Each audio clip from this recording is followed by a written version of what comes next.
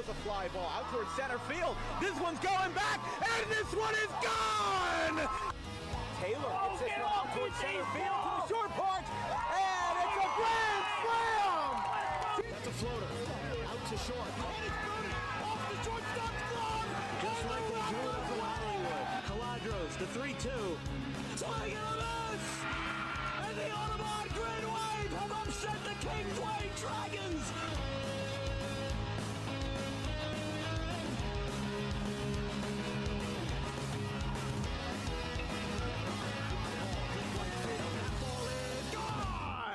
Grant Fournier, 2-run shot to right.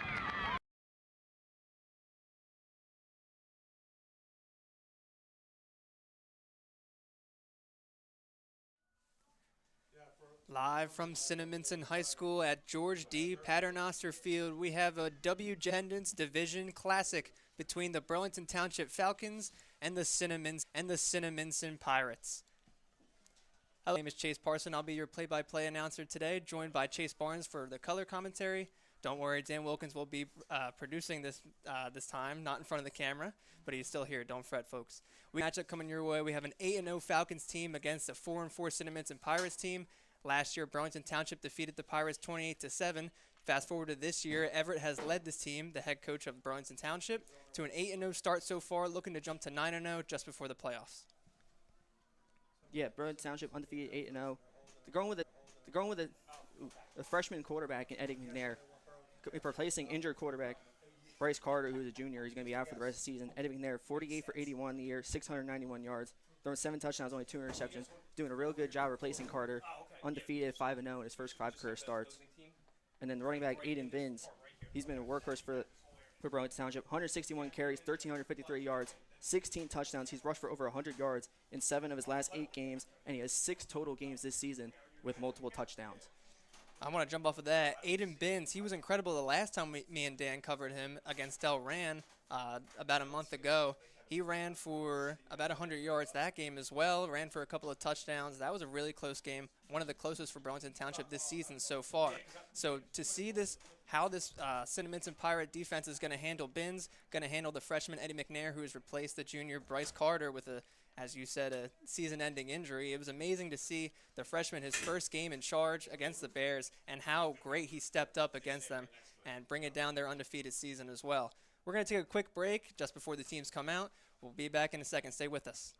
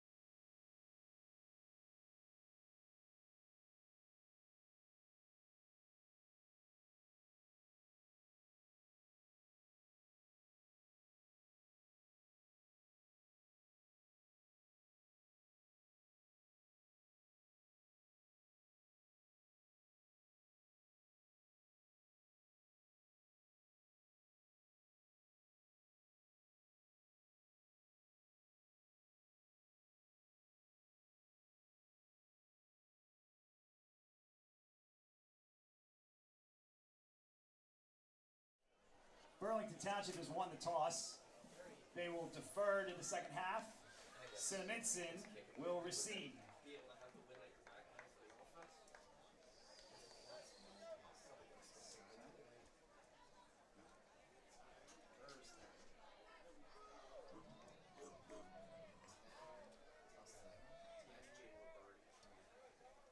Ready for national anthem?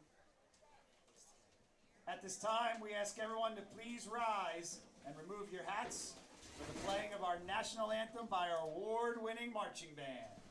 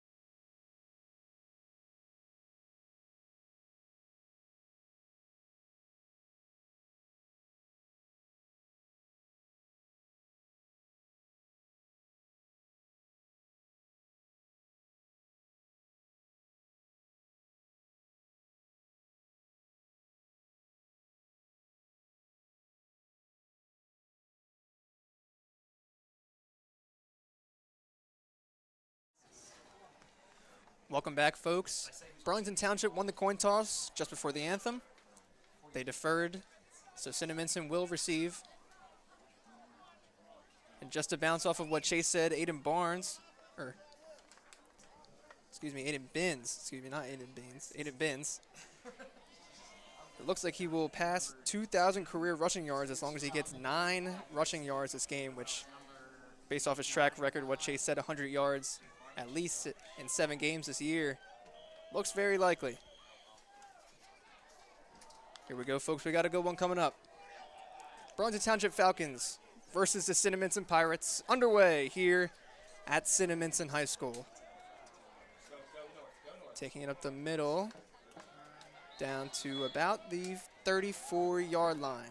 So out comes the Cinnaminson offense, led by Maddox Scott. We'll put that player profile up there. Maddox Scott coming in, the junior. He is 32% on the season so far. He has 462 yards. He has 3 touchdowns and 6 interceptions, so not the best track record so far this season. But in his first year coming in for this program, he stepped up exceptionally well. Takes the snap, it's a handoff.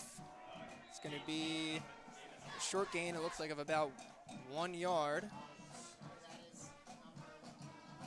Quick handoff there.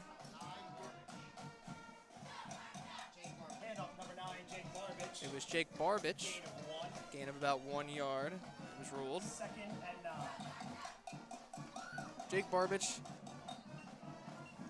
189 rushing yards. He has 2 catches, 54 yards. He has 3 interceptions and 3 sacks on the season.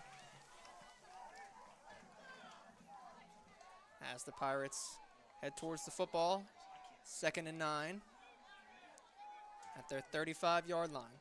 In motion. Takes the snap, play action, rolling left. It just wasn't on target. Intended for Del Grippo. Dominic Del Grippo, forgot to mention this in the pregame. He tied the school record for the most individual points in a single game with 36. He had 4 rushing touchdowns, a receiving touchdown, and a pick 6. He was really all over the place last week against the Quakers. For this Pirates offense, they won that game 42-7. Maddox Scott running back out to the huddle after a brief talk with head coach Mario Bertrisi in his 19th year as head coach.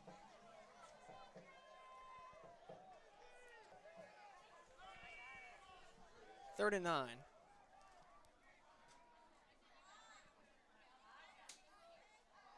Takes a snap, looking across the middle. The throw is broken up on the hit.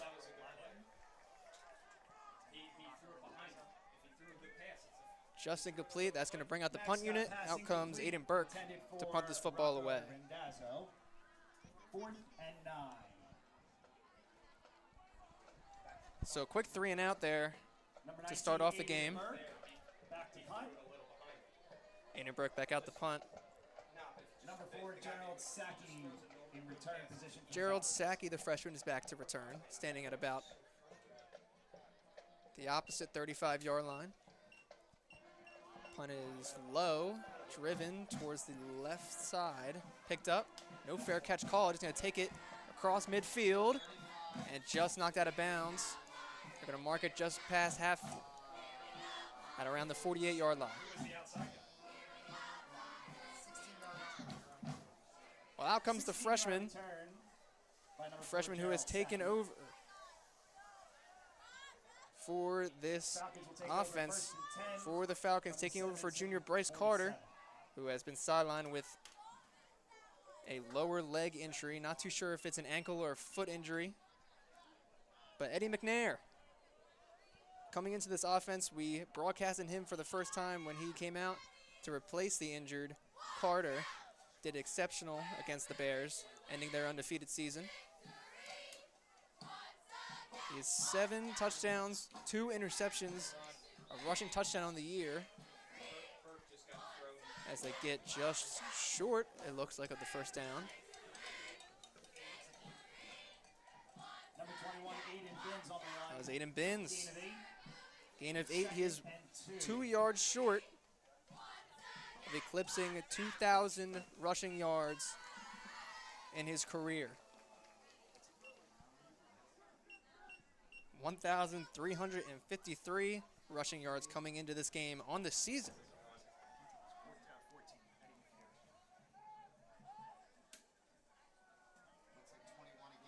Aiden Binns to the right side, and it looks like he got enough for the first down. So that'll do it. Congratulations to junior Aiden Binns for 2,000 career rushing yards. 21 Aiden Binns. That's enough for a first down. Still another year left in his playing career. I mean, Chase, if he gets over 1,400 rushing yards this season, imagine what he does in his senior year when this is fully in his control. Yeah, that's going to be really great. There's a good chance that Aiden Binns can finish his high school career at 3,000 yards or even well over. McNair takes a snap, looking right, throwing quickly, caught by Aiden Binns at the 30. He hops over, looks like a defender whistles blow. It looks like it was enough to get the first down. Gain of about 11.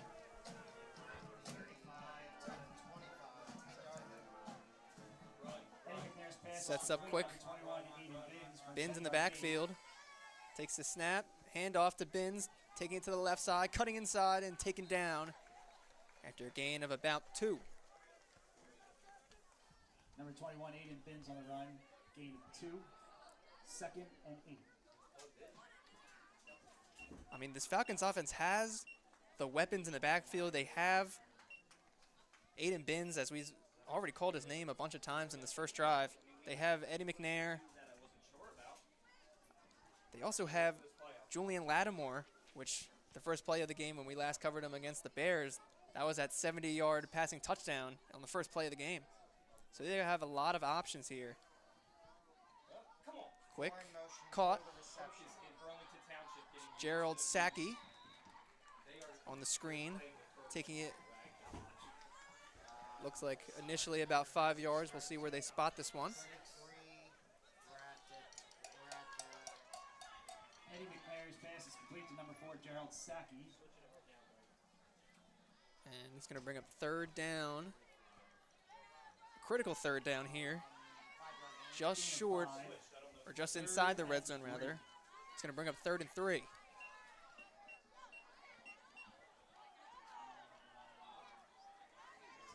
Township's got Aiden Binns lined up in the backfield. It seems like they're probably going to go to him again. In motion, right to left. Takes the snap high, brought down. Hand off to Binns, taking it to the left, cutting inside. And he appears to be short. We'll see where they mark it. It's going to bring up 4th down, they say, so he is going to be short. We can run. 2 yards. Be an interesting decision here to see if Township goes for it here on 4th down. Well, when we covered them again against the Bears earlier this season, about a month ago, they didn't attempt a field goal. They did not go for extra points after the touchdown. They strictly went for 2. Stephen Everett has kept his team and their offense very, very warm. They rarely sit the bench when they have the football. And Binns lined up to the right of McNair. 4th and 1. Hand off to Binns. He is Cinnaminson. What are the referees going to say? It is short. Cinnaminson stops Binns. Aiden Binns is short, and Cinnaminson will take over. Great stop by Cinnaminson. A promising drive from Township. Binns was running it down their throats for a good amount. Big stop there on 4th. It was all Aiden Binns on that first drive for the Falcons. And they stuffed them on 4th and 1 when it mattered most. Cinnaminson will take over at about the 16-yard line, their own 16-yard line.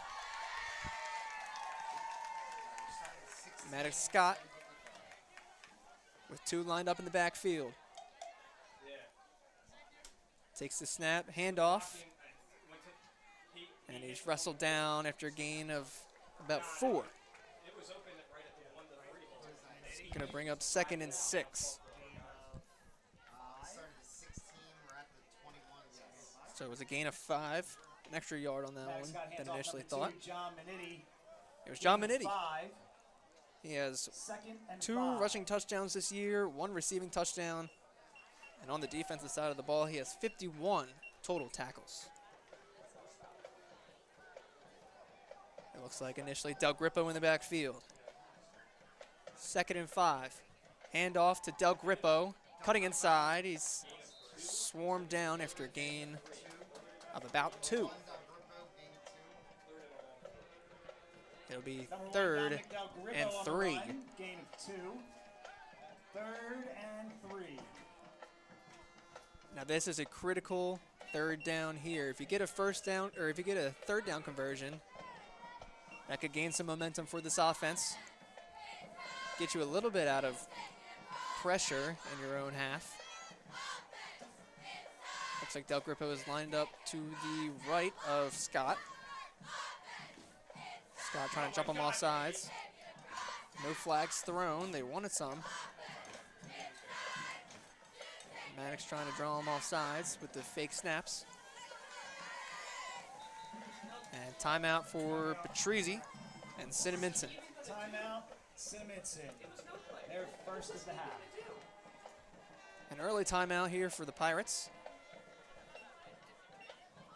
And we will take a quick break as they huddle up. We'll be right back.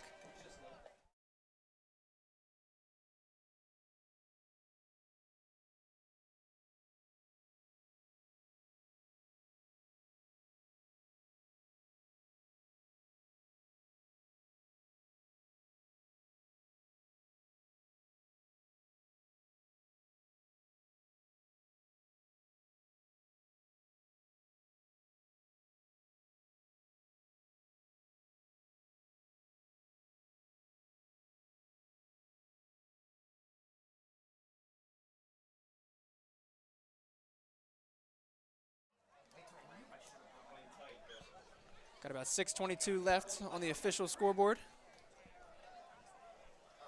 It's going to be 3rd and 3. Takes the snap. Maddox looking left. It's caught. Looks like John Minetti.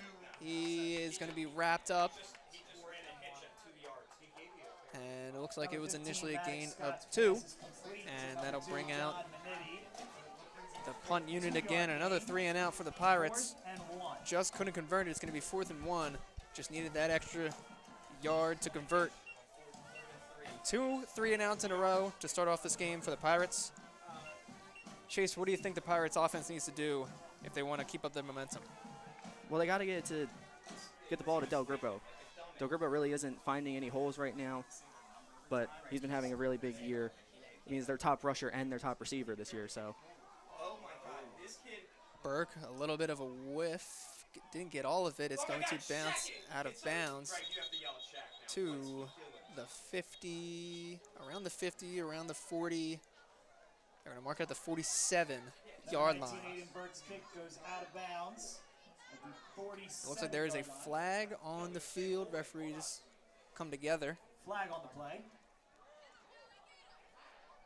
See what they say. Greg, tell Shaq if the ball is bouncing in a good way, you don't go touch the football. See what they say.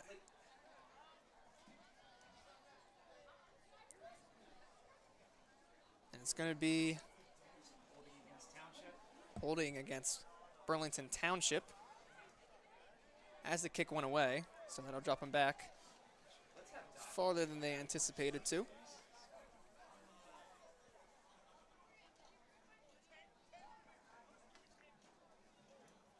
And referee just reiterates holding on Burlington Township. It's going to bring them all the way back to the 36, 37-yard line.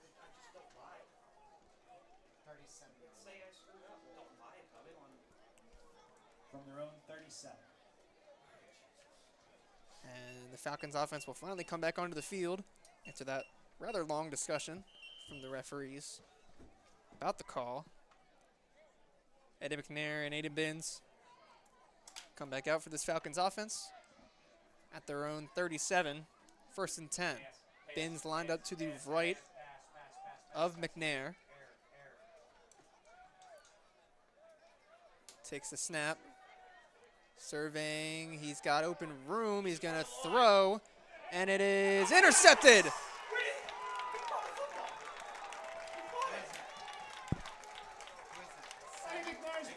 It looks like Jayon Westcott, the senior on his senior night, with his first interception of the year.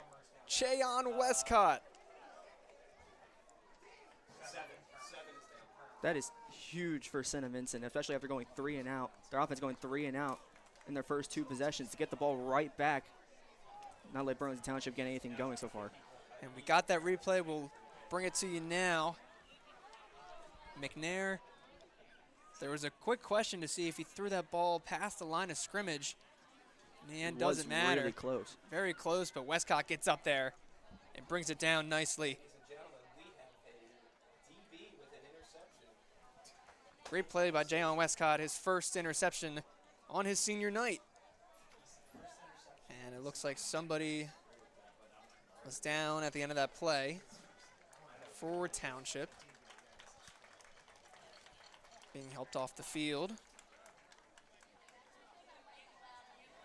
Looks like Cinnaminson will take over at their own 27-yard line. For Eddie McNair, that's the freshman's 3rd interception of the year.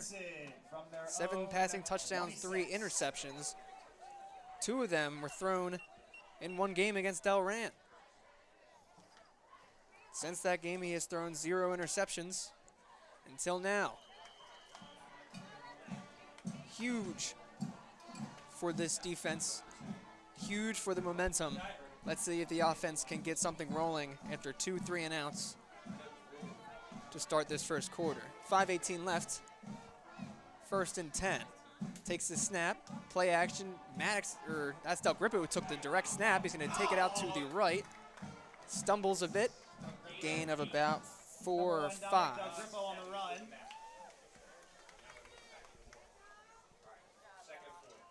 Gain of 6. 2nd and 4. Gain of about 6 is going to be 2nd and 4. Del Grippo, after taking a quick talk from head coach Mario Patrizzi, again his 19th year as a head coach.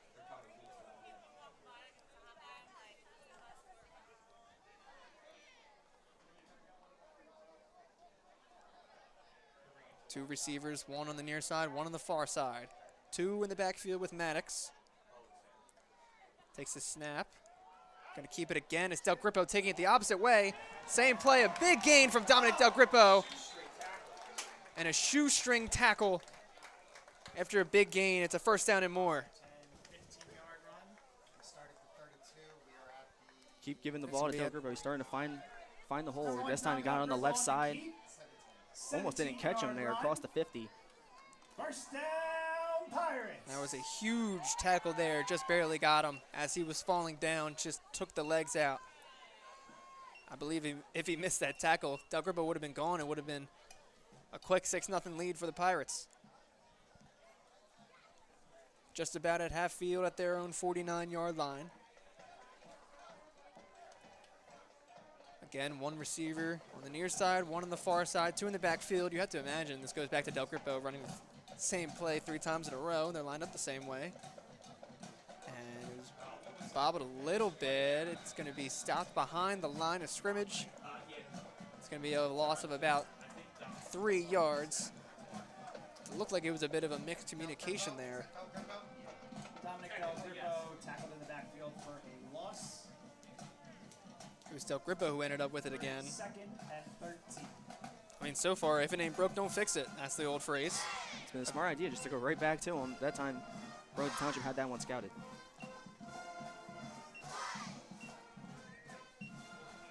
Maddox Scott coming back into the huddle. It'll be 2nd and 13 with 3 minutes on the dot to go in this first quarter.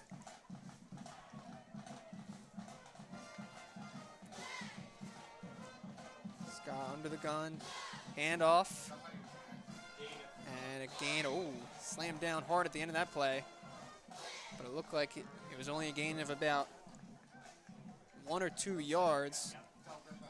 It was Dom Del Grippo again. Off to Dominic Del Grippo, gain of 1. So to bring up a tough 3rd and long, they need to get to the 40-yard line to get this first down. A big 3rd down conversion like this could definitely swing the momentum in the Pirates' favor. It's already leaning towards that way with the interception from Westcott. And a big gain from Del Grippo earlier this drive. Maddox Scott takes the snap.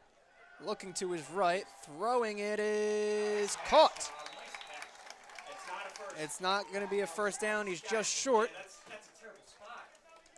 It was John Minetti. It's going to be 4th and 2, says the referee on the near side. Maddox Scott pass is complete. Number 2, John Minetti. Coaches are not happy on the Cinnaminson sideline. Gain of 8. Looks like they spotted it. Spotted that at about the 43. 4th down and 3 for the Pirates. It's going to be 4th down and 3. They're going to keep this offense out here. They have 2 lined up in the backfield. Maddox Scott under center. Takes the snap, hand off to Del Grippo, takes it to the left. They get the first down and more. Dominic Del Grippo, another big run for the first down, for the 4th down conversion. A 9-yard run for Dominic Del Grippo, the senior. 9-yard run. That's enough for another Cinnaminson first down. That is huge for Cinnaminson, especially after the interception. You don't want to go and get the ball back and have to turn over the ball, especially on downs, especially if it's 4th down. It was very interesting to go with the run there with Del Grippo. It works there. That shows the confidence that they have in the senior Del Grippo. Again, broke the school, or he tied the school record, excuse me, for the most individual points in a game with 36 last game against Morristown. 4 rushing, 1 receiving, and a pick 6. Gain of about 3 or 4. It was another handoff. Looks like the Del Grippo. Or it might have been Minetti. Who was that? It was John Minetti. That's a 4-yard run. Number 2, John And that'll Minetti. take us to the end 2nd and 6 of the first quarter. We will take a quick break in between That'll take us quarters. to the end of the first Don't go away. We'll be right quarter back. with the score. And it gets past everybody. Graham will go back to position with no goal scored. They'll count down the time out loud here. Out to the left. One final shot, and it gets through. How about a buzzer beater? How do you do? It's a lead extending goal for Justin Lewis.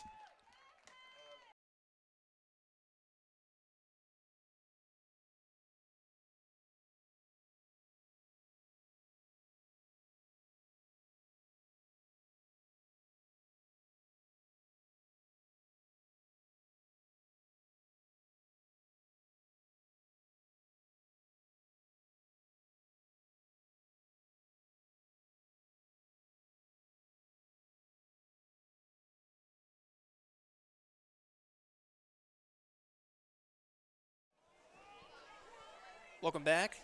This broadcast is brought to you by Harper Driving School. Over 90% of students to take their New Jersey State driving test with Harper pass on their first attempt.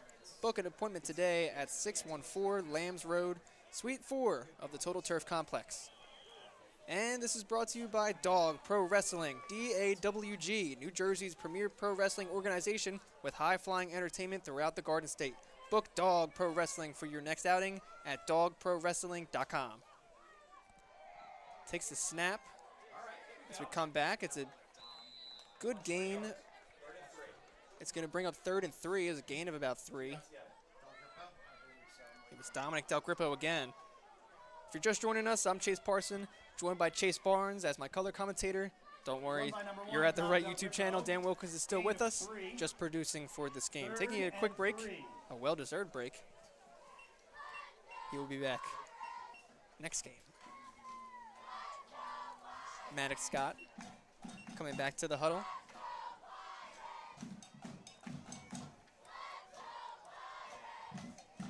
Bring 2 receivers to the near side and 2 to the far. 1 man in the backfield, Maddox under center. Takes a snap right up the middle.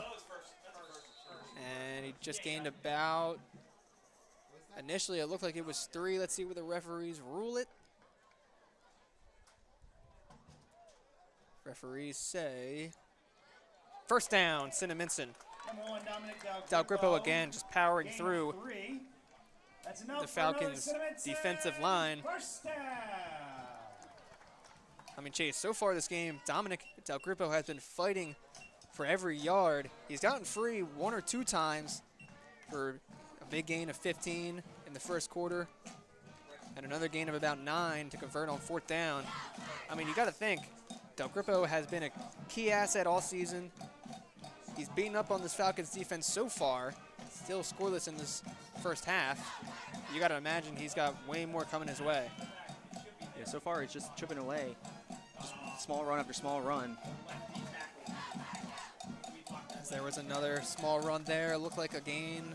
Might have made it back to the line of scrimmage. Maybe just a gain of about 2 Gain of 1. or 1. 2nd and 9. It's going to bring up 2nd and 9. Just short of the red zone at their 24-yard line. Again, if they need to, Aiden Burke, he's an excellent field goal kicker. He is 92% on extra points this season. So far, not too good on the field goal aspect. He is 1 for 4. But still, they are not afraid to use their kicker. Handoff again up the middle. Looked like that was not Del Grippo. I know that. Looked like it might have been, let's see who it was. It was John Manitti, it looked like, for a gain of 2 again.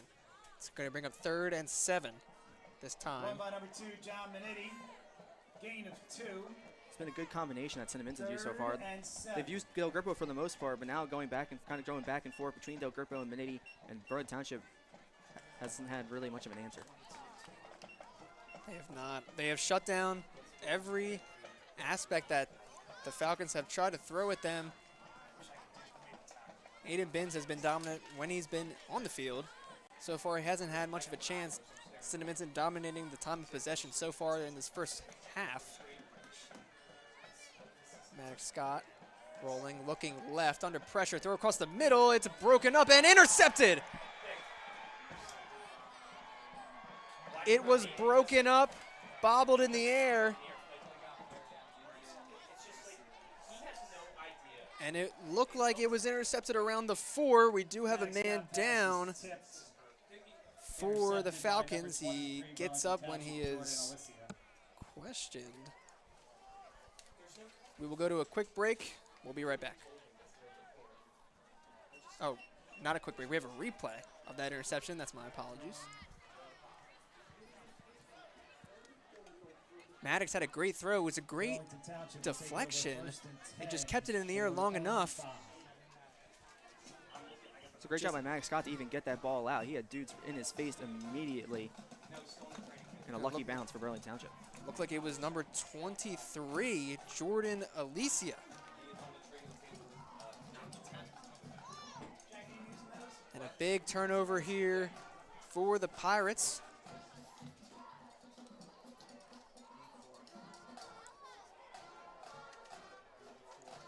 They'll take over at their own 4-yard line. They don't have a lot of breathing room. That was Jordan Alicia's first interception. Rolling to the far side. It's a big tackle for loss. Looks like a loss of a yard. It's going to bring up 2nd and 11. Township number 21, Aiden Binns on the run. Loss of 1. 2nd and 11. This is a critical time for the Pirates to keep the pressure up. They've done well so far. Again, with that interception in the first quarter to keep the Falcons here and force a turnover would be great. McNair takes a snap in his own end zone, looking left, throwing, it's incomplete. Intended for, that's number 11 on Township. It's intended for Makai Curry, the junior. 3rd and 11. He only has 1 reception for 14 yards on the year, and that was back in August. He hasn't had a catch since. It's going to be a huge 3rd and long from their own 3-yard line. Aiden Binns in the backfield. Eddie McNair. Looks like whistles blow. It's going to be a timeout for the Falcons. Their first of the half. Their first. Both teams have 2 timeouts remaining. 7:45 to go in the second quarter. I mean, how critical is this 3rd and 11 at their own 3? How critical is it for Cinnaminson to get this stop, and how critical is it for McNair and the offense for the Falcons to get this conversion? This would be big for Burlington Township. Burlington Township has not gotten anything on offense, hasn't gotten anything going, and now they're backed up at the 3. If Cinnaminson get a big stop here, they push all the momentum back on their side. Again, we saw the first interception for Jayon Westcott. That was only the 3rd on the year for freshman Eddie McNair on the Falcons, who has stepped up brilliantly in the absence of Bryce Carter, the junior, who in his first 3 games had 7 touchdowns and 1 interception. Stepping in was the freshman McNair. Since the Bears game about a month ago to now, coming into this game, he was 48 for 81, 691 passing yards, 7 touchdowns, 2 interceptions, and including a rushing touchdown in that. So McNair stepping up brilliantly. Let's see what he can do here on this 3rd and 11 from their own 3. Need to get to about the 15-yard line. Throwing it across the middle, nobody there. It was just overthrown. Intended for number 4, Gerald Sackey. That's the freshman coming into this game who has 32 receptions on the year. It's going to bring up a 4th and 11. Something notable that me and Dan noticed when we covered Burlington Township versus Delran, they didn't punt much. They brought out the kicker, but he would, or they just kept the offense out. Even when it was long, they would look to get a conversion. So it's interesting to see what they might do here. We know that they have a record so far of not really trying to punt, but they take the smart option, punt it high, not too far. It's going to be stopped at the 38-yard line. Actually took a pretty good bounce there. It's going to be tough for Burlington Township to get it behind the 50 at all. Cinnaminson was going to have good field position either way, with Burlington Township backed up all the way in their end zone. That was a great display. It was a 3 and out. Brilliantly played there by the Pirates defense. Maddox Scott returning to the field to try and lead this offense to an opening score so far in the second quarter, 0-0 with 7:29 left in the first half. It's been really all Cinnaminson as Maddox Scott under center. There's 3 in the backfield. Handoff, that is up the middle. He gets stuffed right away. It's Del Grippo again. A gain of about 1, or maybe just back to the line of scrimmage. Looks like they rule it a gain of 1. It's going to bring up 2nd and 9 at the 37. I mean, Del Grippo, he's really all we can talk about.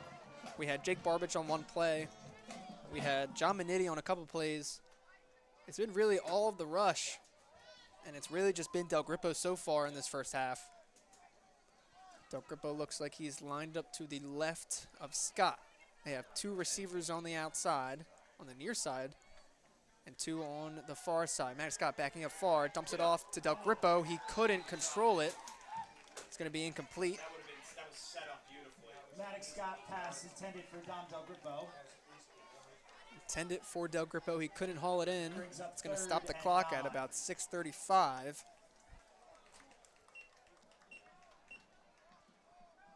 And it's interesting to see what the play call might be here for Mario Patrizi. Again, his 19th year head coaching this program. Started back in 2006. His overall record is 117 to 81.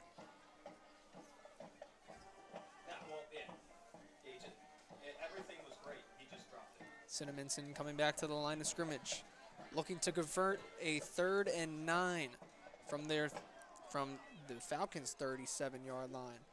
2 in the backfield. Scott looking left, looking right, throwing right, throws it up. It is tipped and almost brought down for an interception.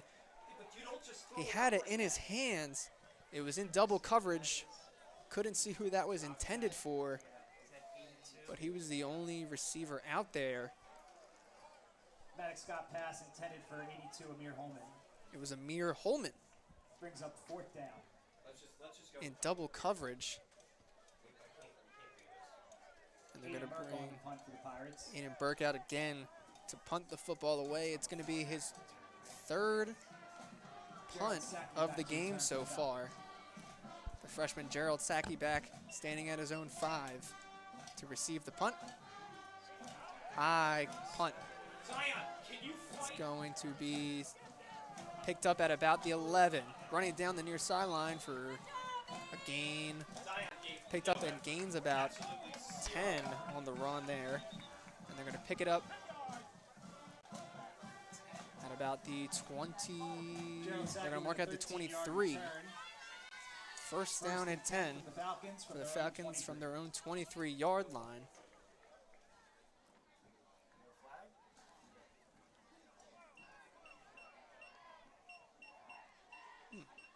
There's a question of a flag. The referees are just taking their time. Cinnaminson defense out there. Falcons defense near their sideline. Getting commands from Stephen Everett. He has had, there was a flag thrown, but it was waved off. So that's what they were taking a quick second for. Back to head coach Stephen Everett. He's had an illustrious career so far. He has 4 sectional titles to his name, all 4 at Willingboro. He took over for the Falcons in 2023, who were 2-8 before he arrived. Since then, they are 16-2. 2 of those losses were last season. So far, commanding the Falcons to an 8-0 start. Handoff, it's Binns. He breaks off about 2 tackles, and he's wrapped up after a gain of about 4. Aiden Binns again, the junior. Aiden Binns on the run.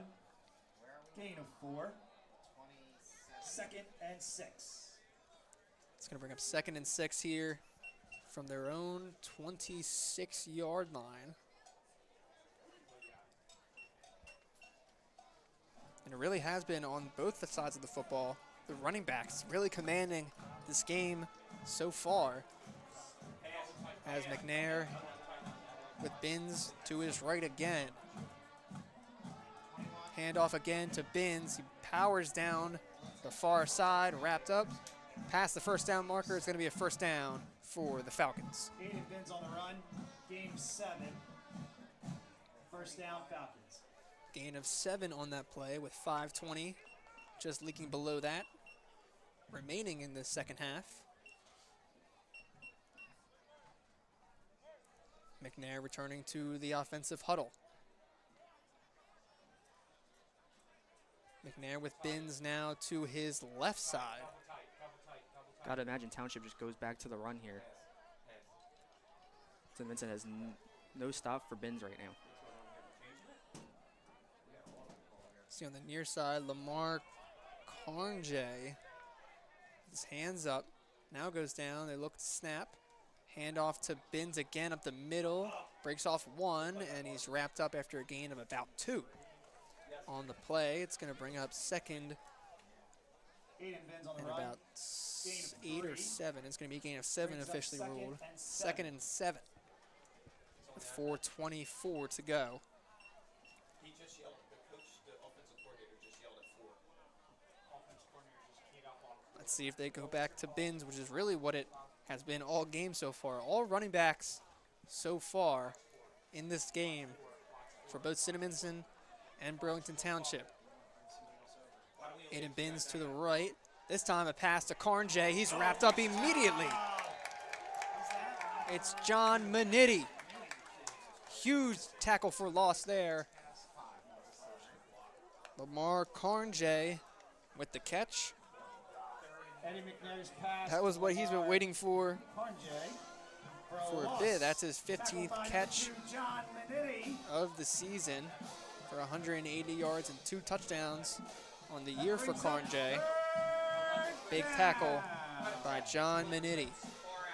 Third down upcoming for the Falcons. It's just McNair in the back. And a big jump there. It's going to be 52. It's going to be Davi Gumeres, the senior, with a jump there. Offsides. It's going to be offside for the Pirates. That brings up 3rd and 8. It's going to bring up 3rd and 8 there. That was a tough one there for Cinnaminson. They had Burlington Township backed up. It's going to be really tough for them to convert on 3rd down there. And now with 3rd and 8, it's going to be really doable. Great calls there by the freshman McNair. Did enough to have him jump off sides. And now it's McNair again, empty in the backfield. They got Bins on the near side. Looking right, looking back. It's caught by Carnjay. And it's going to bring up 4th and 5. Just about 4th and 5. Eddie McNair's pass is complete to Lamar Carnjay. Gain of 3. Lamar That Carnjay brings again. up 4th down. Back-to-back catches. So this is where it gets interesting. They're going to keep the offense out here. It's something that is, to me at least, very unique for the Falcons. They keep the offense rolling no matter what, whether it's fake punts or just straight going for it. They have trips left, and they have 2 to the right. McNair surveying under pressure, throwing it away. It's another turnover. That's grounding. That's grounding. They want intentional grounding, but no matter what, he's stopped. Somebody is down for the Falcons, so there's going to be an injury timeout. But another huge stop Turnover on downs. for It'll the be Pirates. first It's down another for the Pirates. turnover. A turnover on downs this time. Stops the clock at just 2 minutes on the dot. And as they tend to the injured Falcons player, we will take a quick break. 2 minutes remaining in the second quarter. We'll be right back.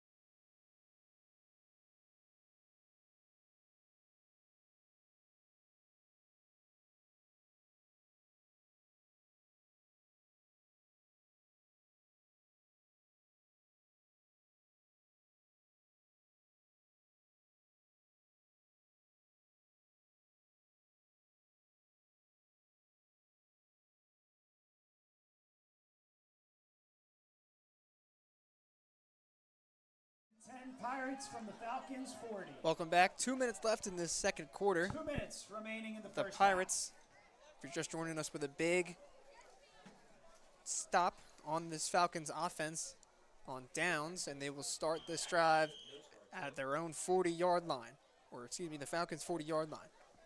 Takes the snap directly as Del Grippo, and taking it towards the right side. He fights for about a gain of 3 or 4. Direct snap to Dom I was Del going to Grippo, say a gain of 4. It's going to be 2nd and 6. 2nd and 6. I mean, Chase, so far this season, this Burlington Township offense has not been shut out in the first half so far this season. I mean, the closest game they had was an 8-0 win, and those 8 points were scored in the second quarter against Burlington City. But, you know, this season they had 40, 41, 50, 22 was the game that we covered. 8-0, 28 points, and then 27 points. They have not been shut out in a first half this season. So that is a huge momentum booster. That kind of goes to show how good Cinnamin's defense has been tonight. Del Grippo takes another direct snap. It was wrapped up almost immediately. Looked like he just got a gain of about 1. Let's see where they mark it. Direct snap, Dom Del Grippo, gain of 1.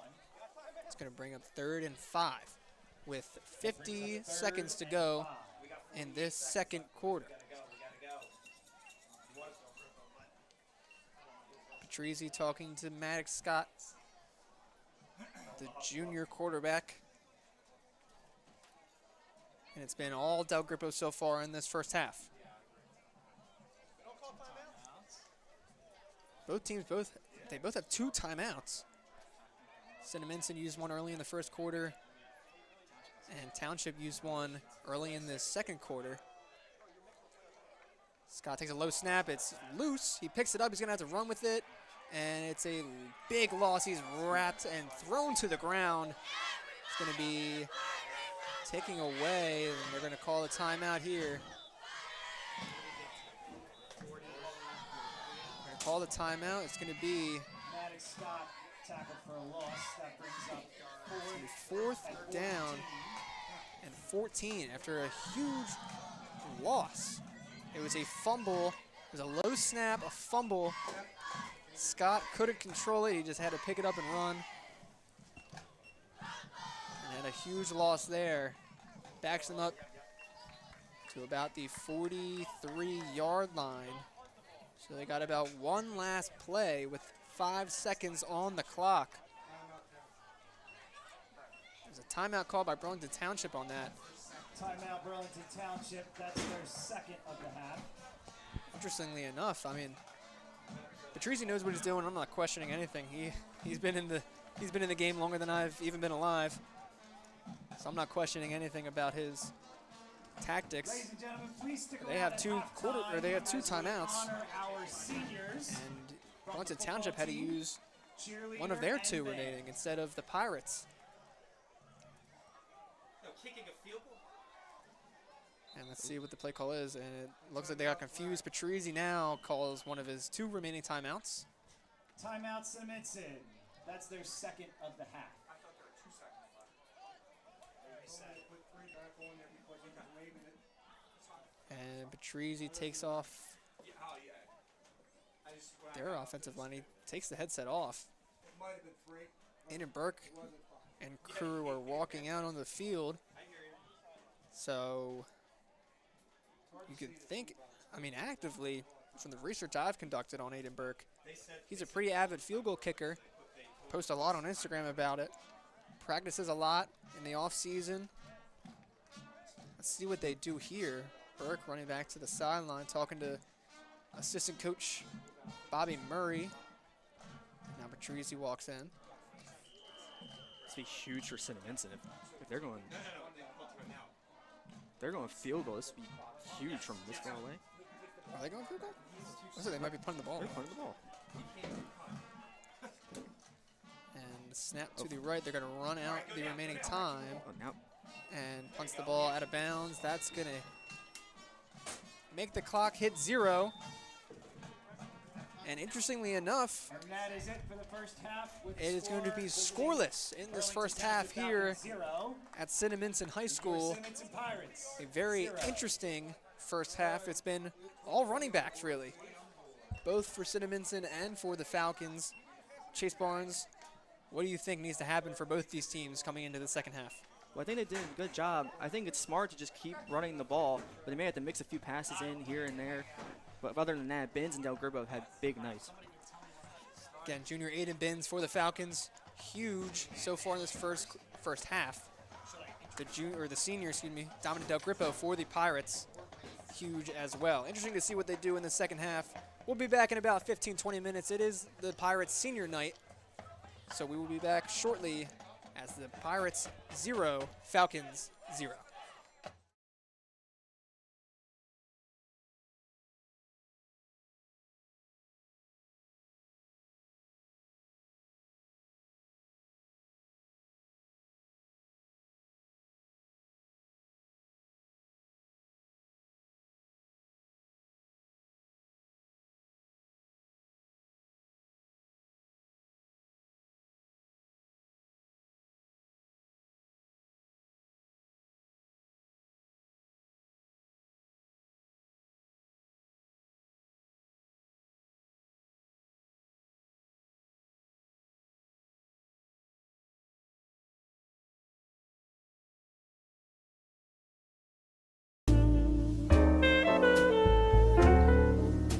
May is Mental Health Awareness Month. It is the responsibility of all of us to make sure that our friends, family, and anybody who we hold dear in our lives is feeling well. The problem with spotting mental health issues is that the symptoms aren't that obvious. Just because someone is okay or appears okay on the outside doesn't mean that they're okay on the inside. It's important that if they are in distress, that they call the right people and they get the help that they need. And it is very important that we treat each other with respect, regardless of who you are or where you come from. But it is just as important that we treat ourselves with respect, regardless of the situation going on in our lives. If you're in distress, you can call this number, 988, or you can visit any of these websites if you're not in distress, but would like to learn more information about mental health awareness and research.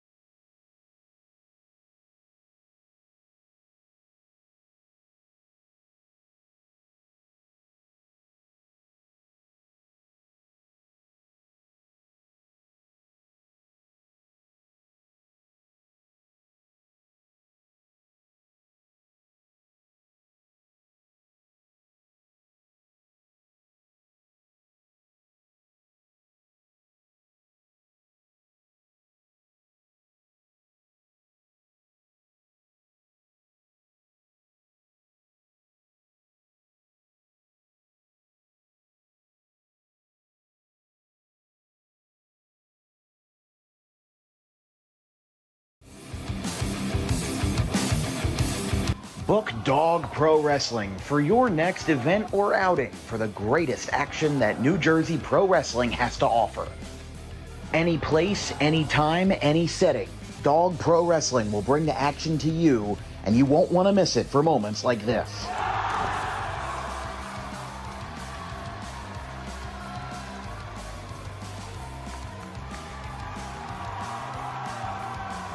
But don't just take it from me. Take it from Max Mundo, the Dog Pro Wrestling ambassador.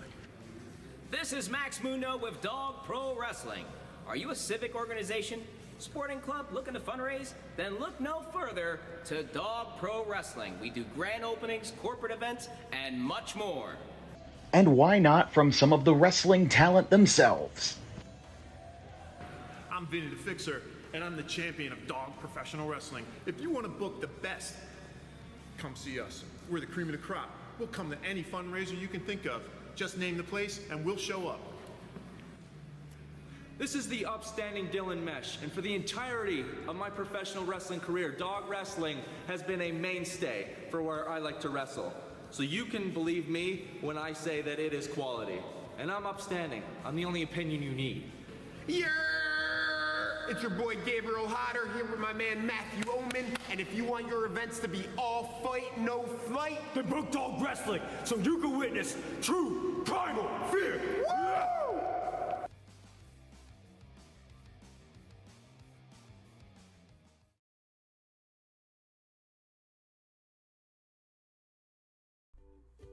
In life, the road ahead is full of possibilities, but to navigate it safely, you need the right skills. Harper Driving School is the premier driving school serving Gloucester, Salem, and Camden counties. With experienced instructors, many of whom are teachers in local schools, we are dedicated to your success and will help you master the road with confidence. With an over 95% success rate of students passing their road test on their first try, you know your student will be in good hands while embarking on a huge step of their young adult lives, all while avoiding the lines at the DMV and getting insurance discounts. We chose Harper, and so should you.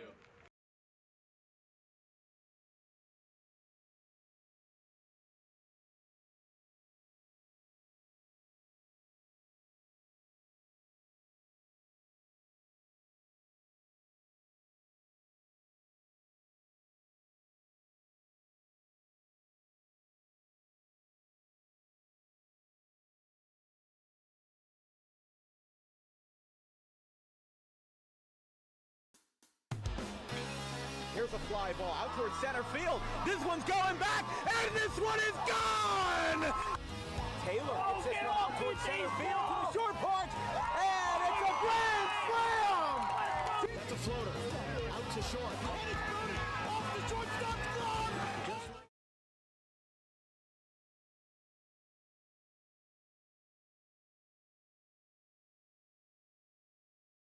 Jersey is the number 2 seed. As we said, they beat Manville 19-0 in the first round, which was even larger than Audubon's 16-0 win over Paulsboro as the 1 seed in the first round. That one's hit out towards center field straight away. Oh, she misjudged it. Got over her head in center field. Now this one's got a chance to be 3 bases for Spire.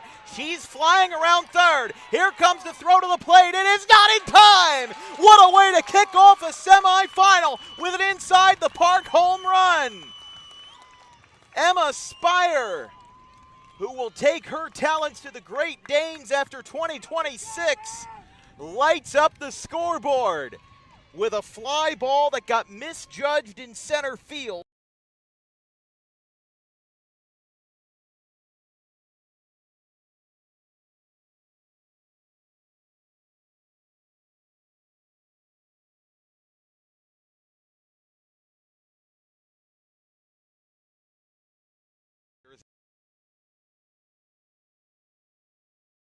And it gets past everybody. Graham will go back to position with no goal scored. They'll count down the time out loud here. Out to the left. One final shot, and it gets through. How about a buzzer beater? How do you do? It's a lead extending goal for Justin Lewis.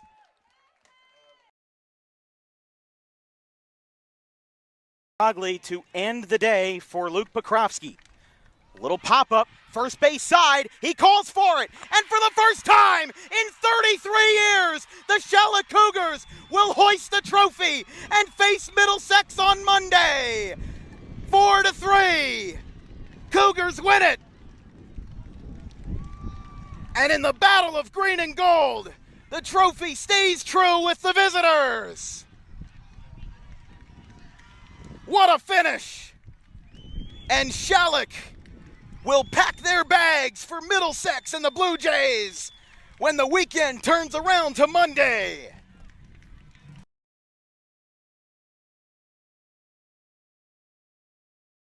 Jeppelite, you know, he's, again, one time leaving the bases loaded is frustrating enough, doing it twice in a row. Oh, how about this? They're going to... No, he's throwing it around the infield. They're going to throw him out at first. He's out. I have never seen that before. That is a 5-4-3 ground out because the third baseman thought he caught it. The home plate umpire said no, so he threw it around the infield and then got the out at first anyway because the batter thought he was out.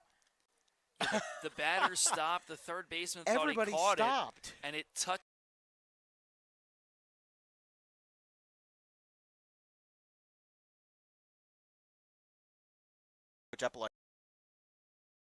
And Argabright with a full count. Outfielders in communication for the Quakers. Everyone's looking around in a tie game, bottom of the 6th. The 3-2 payoff. Ground ball. It's going to get over the head of Tolbert into left field. That's a base hit. 2-run score. Argabright delivers when asked. 5-3. Alex Argabright has given the Golden Eagles a 5-3 lead in the bottom of the 6th inning.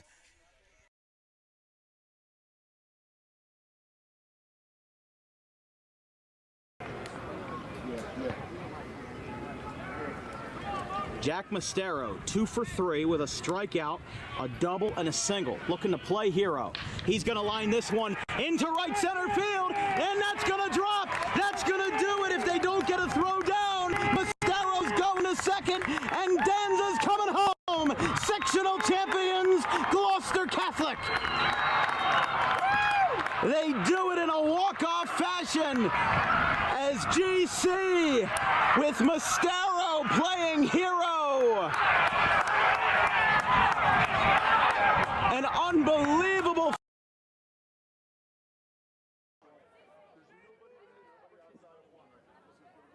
So after the holding call to be 1st and 20, as now rolling out to the right side, he's got a little bit of room to run. On a QB rush, he's going to get a first down. There's no flags, and how about this for 61 yards? Anthony Gaetano with a QB rush that works to perfection. He hugs the sideline, and Anthony Gaetano gets the scoring started for the Redhawks at 7-6.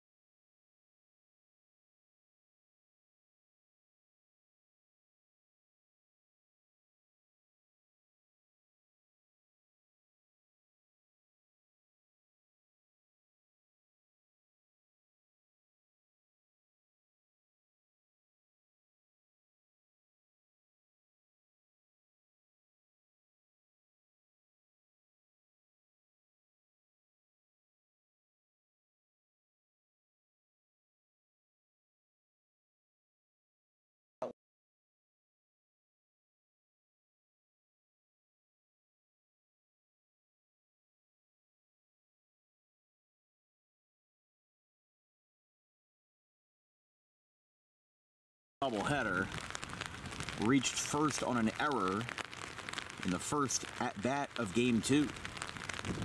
This one's lined into center field. Slider going over. He dives. Did he make the catch? Yes, he did. Ryan Slider makes the catch. Not on a slide, but instead on a dive. 2 away.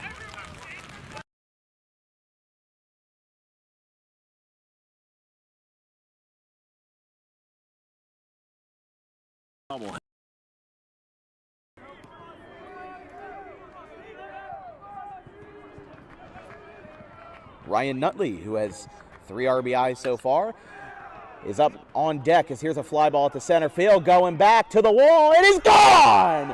3-run home run, Steve Schaefer. He rockets one out, and it's 9-2.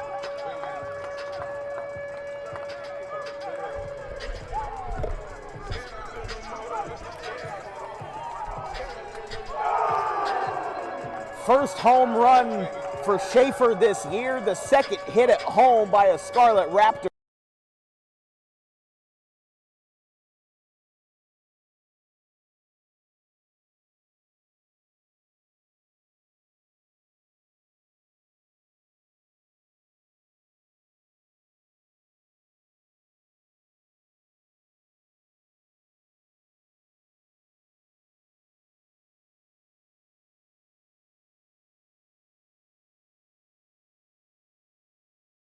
Two minutes remaining.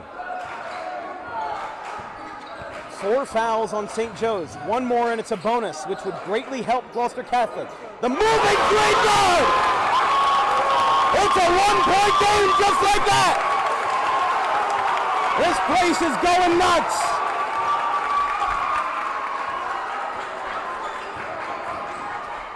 And now a drive to the basket by Spross. He lays it up and lays it in. St. Joe's has 2 timeouts remaining. Gloucester Catholic still has 3. Here we go. Mascaro pulls up. He goes to 3. 6 points.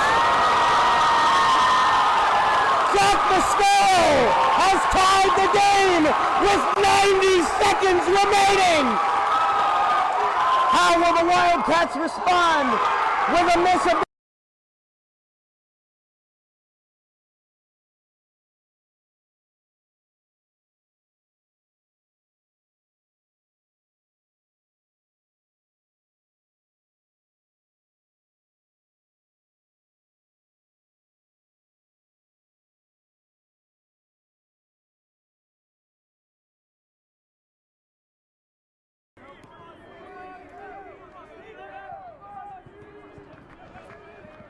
Ryan Nutley, who has 3 RBIs so far, is up on deck as here's a fly ball at the center field, going back to the wall. It is gone!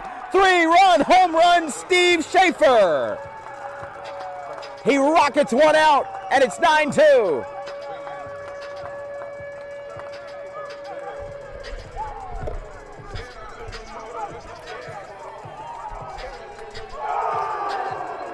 First home run for Schaefer this year, the second hit at home by a Scarlet Raptor.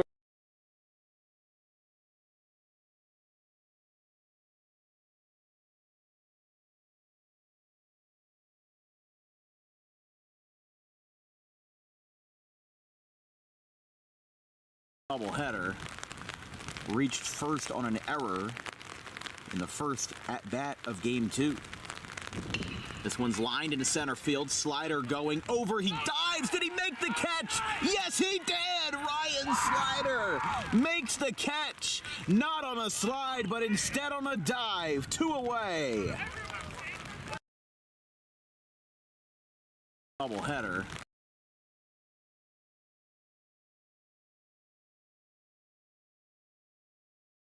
Doubleheader.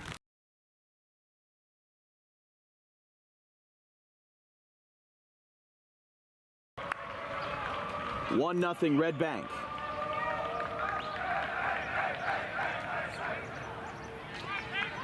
Now here is Al D'Elia.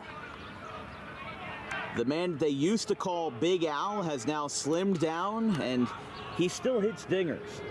He went viral in 2018 for his catchphrase during the Little League World Series when he was introduced by the ESPN camera crews and was given his standard introduction. He said, "Hi, my name's Big Al, and I hit dingers." And that sentiment still holds true today. He had his first career high school home run versus Rumson Fairhaven in their opening game of the campaign last week. There's a swing and a miss, 0-2. But D'Elia, kind of a folk hero for baseball players who just want to hit the ball far and have fun while doing it. The poster child now is the poster big fella. Fly ball right center field. This is going to be a sac fly. Taken in by Terranova, and Big Al might not hit dingers, but he certainly drives in runs. It's 2-0.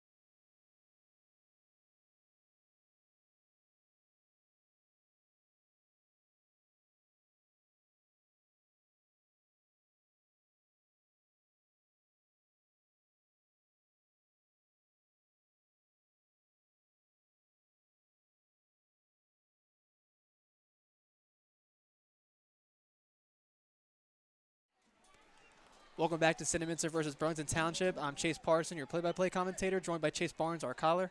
If you're wondering where Dan Wilkins is, he's still here. He's just producing.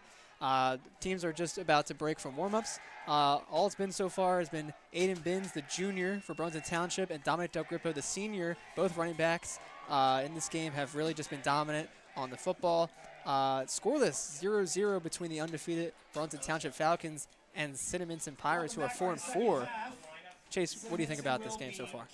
Yeah, both teams are running the ball really well. They're getting really close to scoring, and then they just either turn the ball over or a defense makes a big stop. It's really been a story of defenses today. I'm very interested to see how these defenses translate that first half over to the second half as we are just about to kick off. Burlington Township will kick it away. We'll take a quick break. We'll be right back.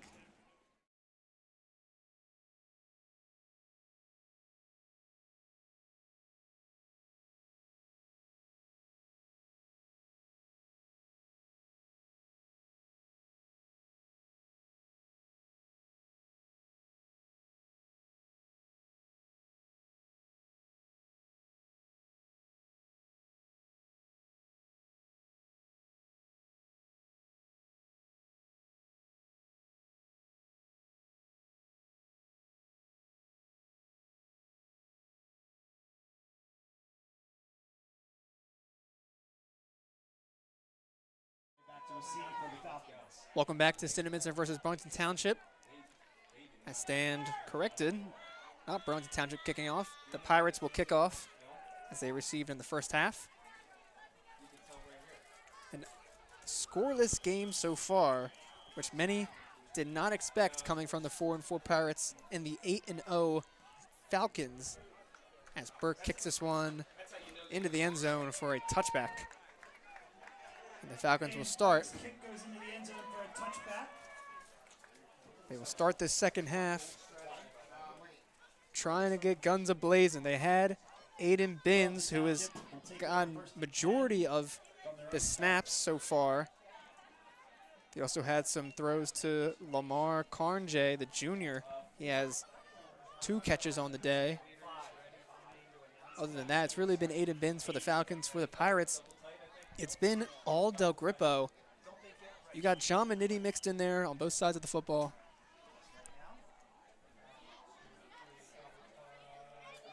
They're coming up.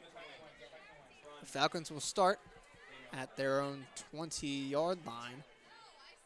McNair takes the snap, Binns to his right. He hands it off. Up the middle is Binns. He gets wrapped up after a gain of about 1 yard on that play. On the carry, gain of a yard. 2nd and 9. It's going to bring up 2nd and 9 from their own 21-yard line. Again, that's really what the Falcons have been doing. Just Binns in the backfield, quick snap, quick handoff, and just let Binns work. It's been working so far, but not in the red zone, as both teams have really not been able to reach. There's been 4 punts. There was one quick one at the end of the first half for the Pirates. And there was one for the Falcons, and then 2 turnovers, and that's Binns to the right side. Gain of about 3, it looks like. It's Aiden Binns again, as they set up the first Dan Wilkins football game with a scoreless first half since Camden Eastside at Pennsauken, October 5th, 2024. Yeah, I was waiting for you guys to get in formation. Are you ready? The Falcons on a 3rd and 5 from the 25. Another 3rd down upcoming. McNair has Binns to his right again. Takes a snap, looking right, throwing, it's caught, and does enough. It's Lamar Carnjay again, and he does enough to get the first down. Gain of about 6 or 5. First down, Falcons. So that's what it's been. It's been handoff. If they need to, throw the football to Carnjay. That's what it's been all game so far for the Falcons. So now if we follow that pattern, you got to imagine. Probably going to go right back to Binns. Right back to Binns. That's how it was the first time we covered them this year. You know, you got a feeling you didn't really know what it was heading into it. I mean, it's on the worked first out game of the year. It's worked out for the most part. It has worked hasn't out. gotten when they've gotten downfield and close to the end, in the red zone. Handoff again to Binns. He breaks off one. It's a good gain here and a big block in front. Aiden Binns down the sideline. He stepped out of bounds, says the referee. Just does enough. He's going to get to the 25-yard line, flipping the field. 45-yard run for Aiden Binns. And it's paid off there. The short gains so far on this drive, so far in the first half. Gets the big break there. Aiden Binns, 45 yards on the carry. Big play there for the Falcons. Had to figure it was only a matter of time before Binns broke away for a big one. That just flipped the momentum. Huge for Burlington Township. Takes the snap, another play action. Throw to number 17. He's still on his feet and does enough for a first down. That was the tight end, the senior Lewis Arthur. His second catch of the year. And it's a big momentum swing now for the Falcons. Back-to-back first down plays there. Now inside the 15, just about at the 14-yard line. Haley O'Brien, Haley McGinnis, and Lily Ferroni. Aiden Binns to the left of the freshman McNair. First and 10 at the 14. Hand off to Binns. He takes it left. He's under pressure. Breaks away for the most part. And he's wrapped up for a tackle for loss. That's number 5, Zion Brooks, the senior, with the tackle for loss there. It's going to be 2nd and 14. A loss of 4 on the play for Binns.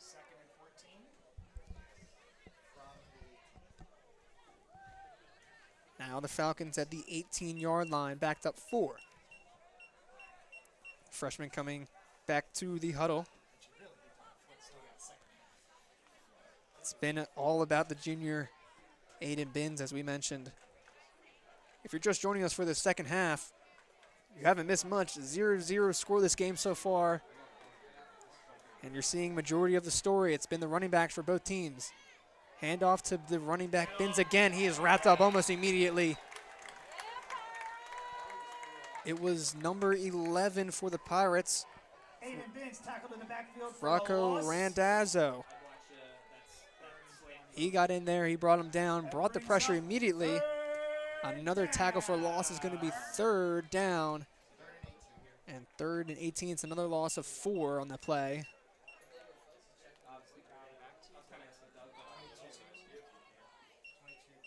Now they send Aiden Binns to the near side. Trips right. The freshman McNair.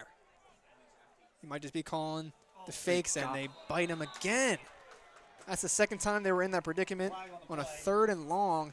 And the freshman McNair does very well to have him jump offside. Just buys him a couple yards there, gain of 5. So wipes out the loss of yardage on the last play. About 7:45 to go in this 3rd quarter. You got to expect something huge is coming in this game in a matter of a couple minutes. You got to imagine something huge is going to happen. Trips right again. McNair to the right. Or excuse me, that's Binns to the right of McNair. Handoff, looking right. Still looking right, under pressure, rolling out. Under pressure, punt fake, and he lost it. Referee says no immediately. It was incomplete. Cinnaminson thought it was a fumble. Referee says it was a forward pass. It's going to be incomplete. Cinnaminson is not happy at all.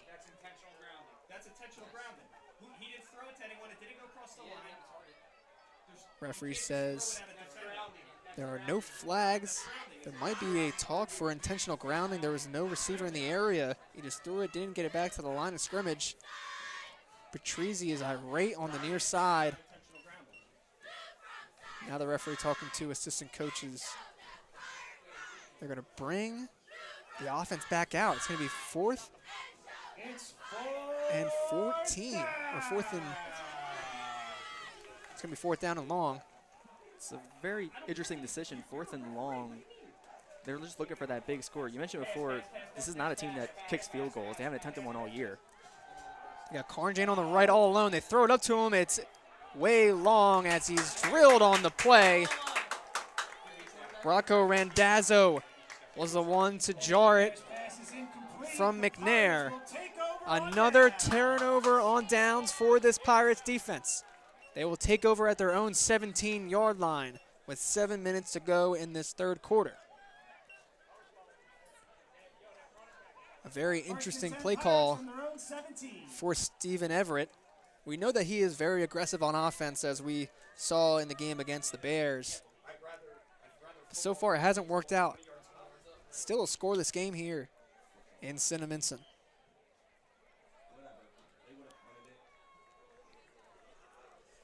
It's huge for Cinnaminson, even with the big play by Binns that put him in a really good spot. Cinnaminson's defense able to bear down and get the stop there.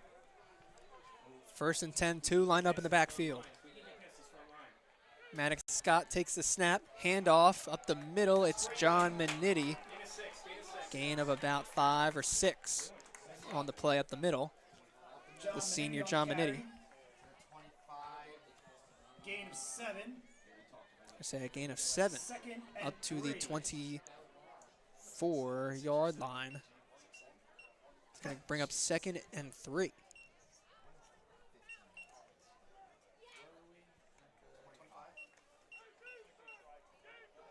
It's going to be Minetti staying in the backfield. In front of him is Del Grippo. Under center is Maddox Scott.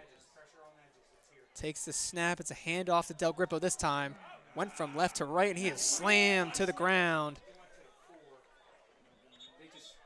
It looks like it was no gain, and Del Grippo might be hurt here. The athletic, the trainer comes out right away. Brings up 3rd and 3. They're going to have an injury timeout here for the injured Del Grippo. That could be a huge stop. It could be a huge wrecking ball in this offense for the Pirates if he goes out for the rest of this game. He has been the key component for this offense. Everything has really ran through him. As the trainers surround him, Mario Patrizzi out there, the 4 referees. And up on his own power is Del Grippo.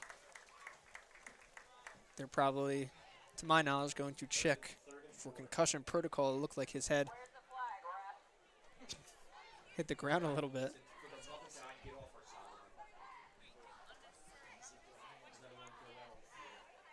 So the referees look like they talked a bit. Didn't think it was any unnecessary roughness, just thought it was a tackle. 6:15 to go in this third quarter. Referees blow the whistle, signaling for both teams to come out of their huddles. Pirates have a 3rd and 3.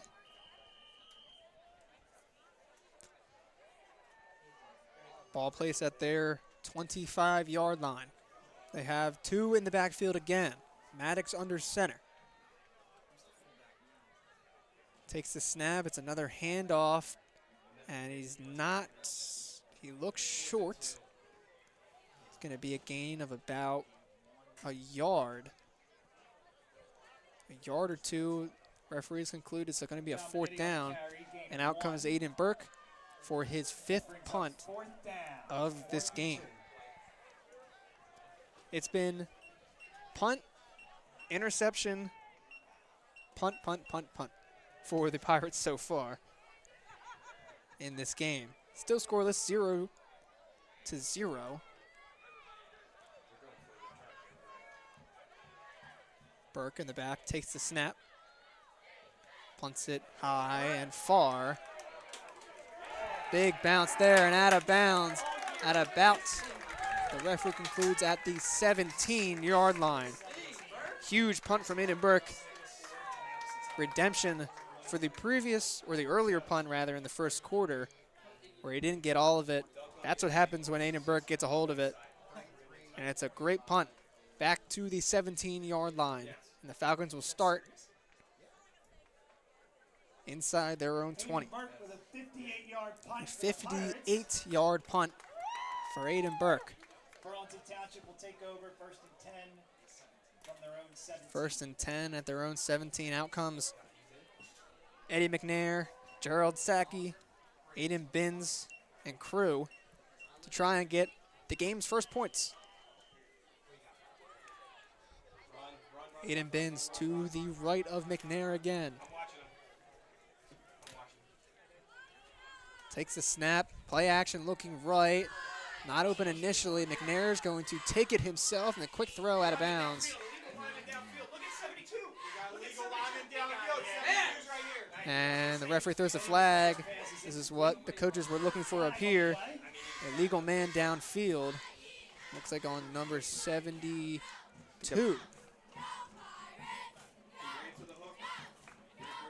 Let's see who they call it on.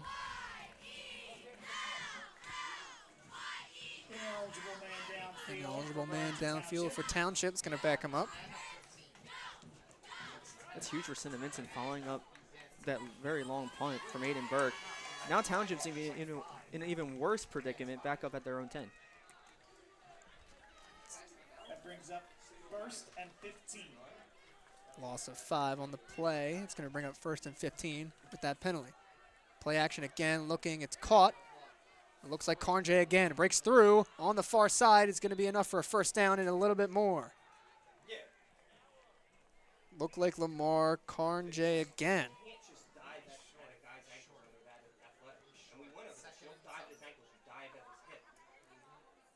Eddie McNair's pass is complete to Lamar Carnjay. Excuse me, that would be, I was looking at the wrong field marker. That is not the first down. It's going to be 2nd and 4. Still a great gain there. Takes them out of that predicament at 1st and 15.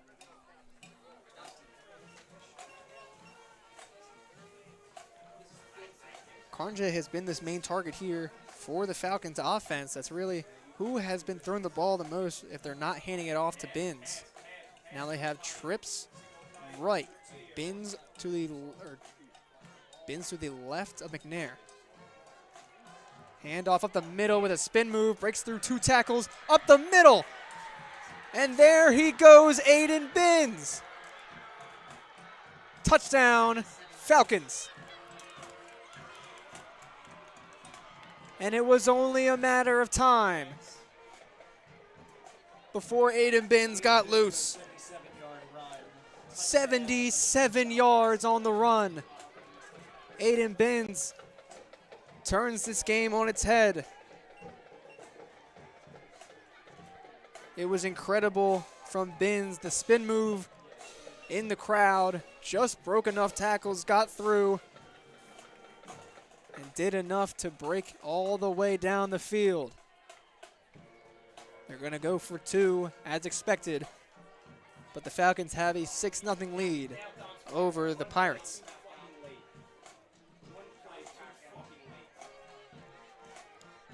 Huge for Aiden Binns. Really, once he spun away from one guy, it's kind of just seemed like he took off and nobody could catch him. 2-point try here. Zamir Lane in the backfield next to McNair.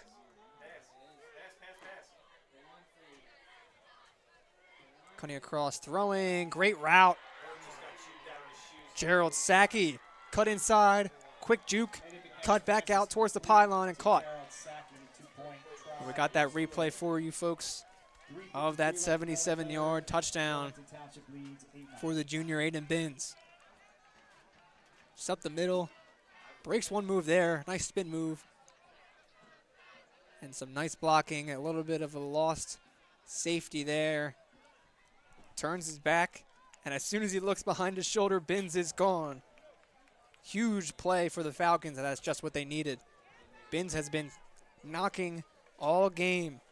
They've been trying to find that play, and Binns makes it happen. 77 yards for the Falcons. And they take an 8-0 lead with 3:53 to go in this third quarter. Now the Pirates offense, Dom Del Grippo on that last drive got knocked up a bit.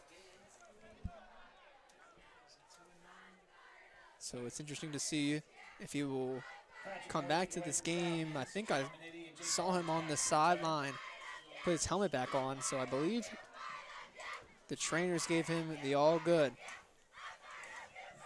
Be huge for Cinnaminson if they can get Doug Grippo for the rest of this game. Kicking it away is Patrick Moore. Was not a far kick at all, and he's wrapped up immediately. And about, they're going to spot that at the 31-yard line, I believe.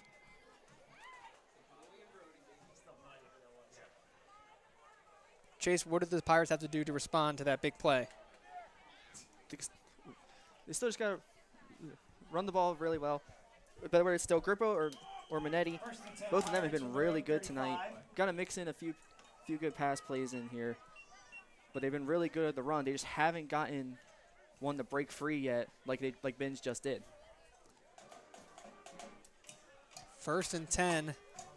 They marked it at the 35-yard line. Takes a snap. Scott rolling to the left. Throw. It is broken up. Zamir Lane. Zamir Lane on the breakup. Scott pass incomplete, intended for Amir Holman. Try to find Amir Holman on that throw. Maddox running over to head coach Mario Patrizzi.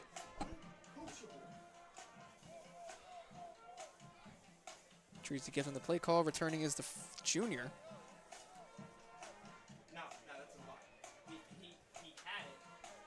It's just an interception in this game. In the first half. And he's got 2 backs to his left and right. Takes the snap, handoff. Wrapped up almost immediately. Let's see who that was after the crowd disperses. He is slow to get up. It is John Minetti who had that handoff this time. He was wrapped up almost immediately. It looked like he just got back to the line of scrimmage. No gain. It's going to bring up 3rd and 10 for this Pirates offense. I mean, it feels like now or never they have to get something going if they really want to catch up to the Falcons.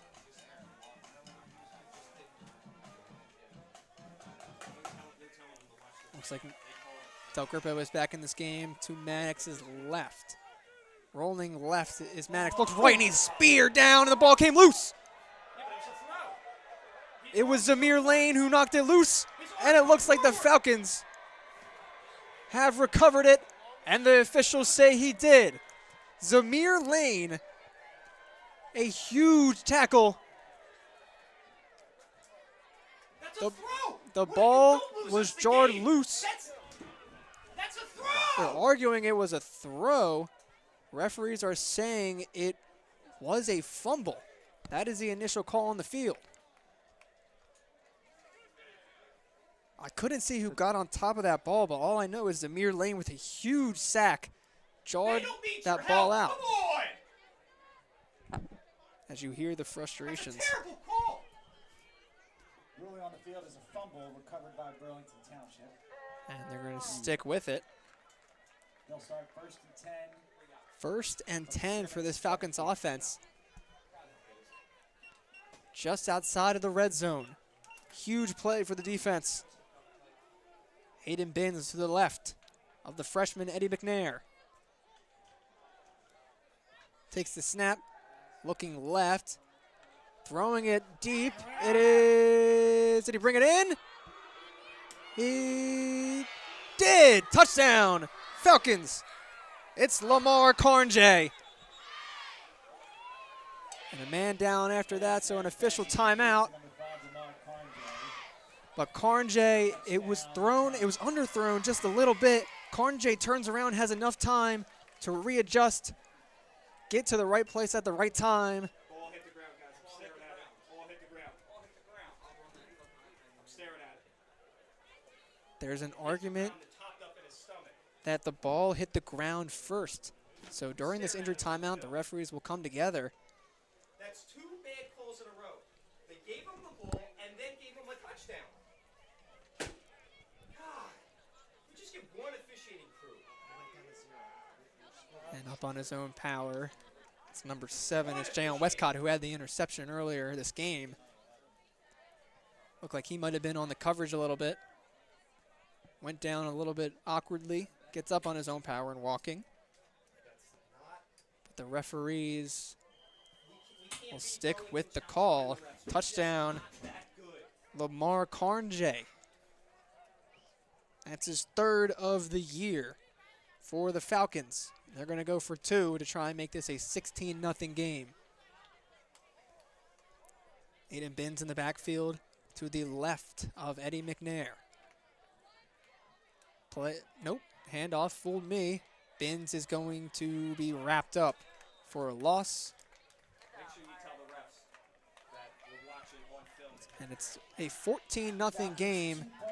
The Pirates really need to get on their high horse. We'll take a quick break. We'll be right back. Falcons lead the Pirates.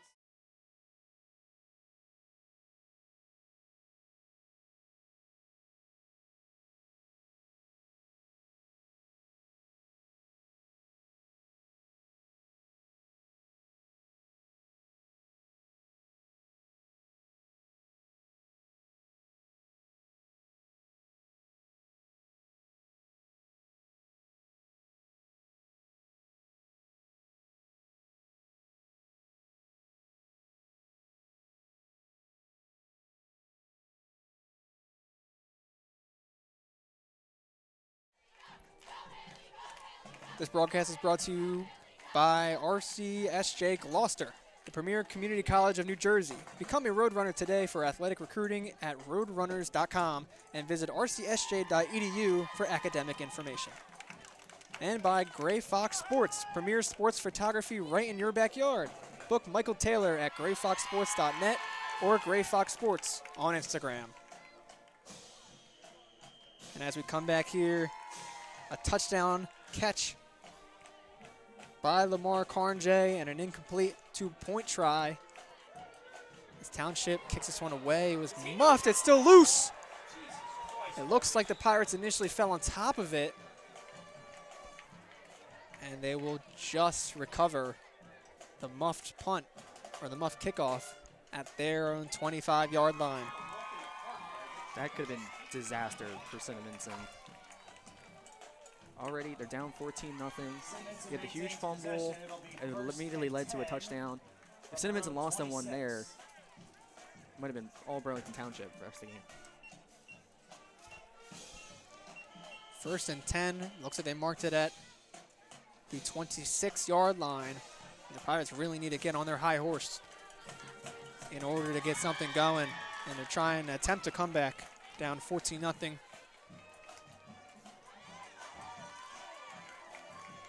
Del Grippo, the senior, the commander in the backfield. Scott under center.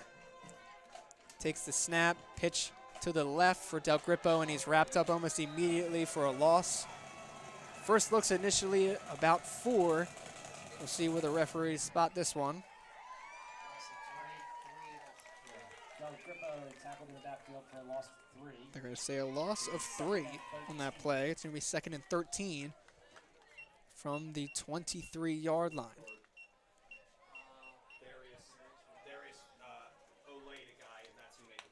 I mean, you got to think, the junior Jake Barbich, we've only called his name about once this game. I mean, his season stats, he only has 2 catches, 54 yards. He's been a rebel on the ground. He has 189 rushing yards coming into this game. And, you know, you got to assume these guys have to step up in order to make something happen. Scott looking right. There's no one there. Gets a touch. He's still on his feet, and he goes down. The junior does very well to stay on his feet, avoiding the huge loss of yards. Scott tackled in the backfield for a loss. Still will be a loss. It's marked at the 20. It's going to be 2nd or 3rd and about 16 or 15. With 1:10 remaining in the 3rd quarter. Another 3rd and long.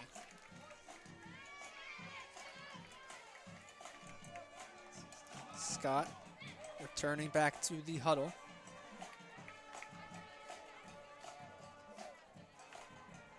They send out,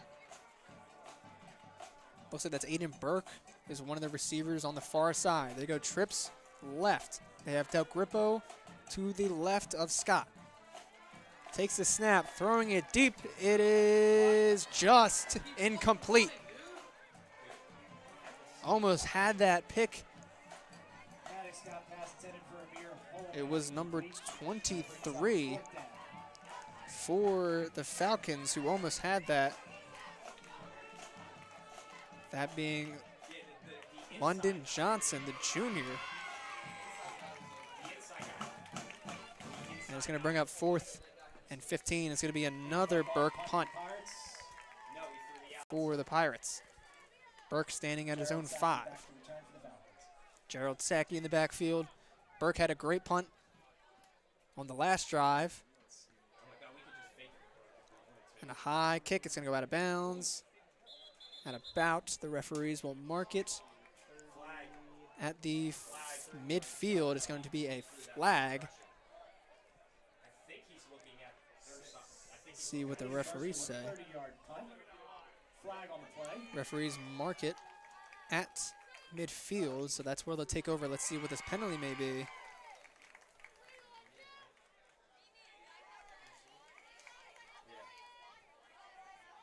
Referees still talking as they walk away. Both on sportsmanlike for both teams.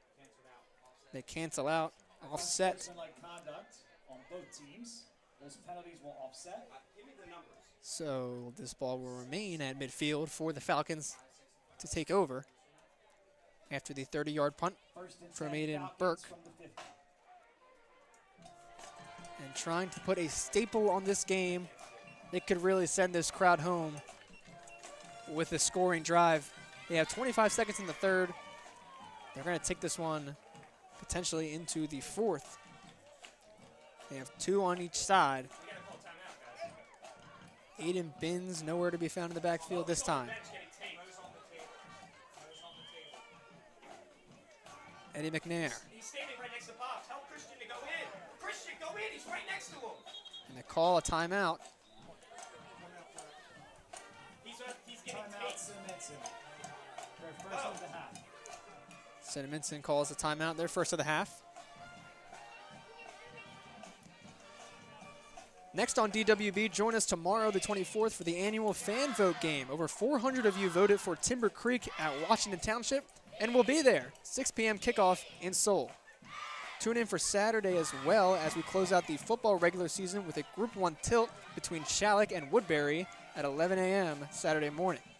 And join us for a midweek consolation football game from Edison on the 29th, where 2 Central Jersey programs in Manchester Township and J.P. Stevens will kick off at 7 p.m. in a great tune-up game before the playoffs begin here on DW Broadcasting. Again, if you're just joining us, my name is Chase Parson. I'm your play-by-play for today. Joined on color is Chase Barnes. Don't worry, you're on the right YouTube channel. This is Dan Wilkins Broadcasting. Dan Wilkins is producing. He will be back tomorrow. At midfield, after the timeout from the Pirates, McNair. Looking right, throwing right on the cut route. It is brought in by number 4, Gerald Sackey, and breaks a huge tackle in the beginning and gets huge yardage.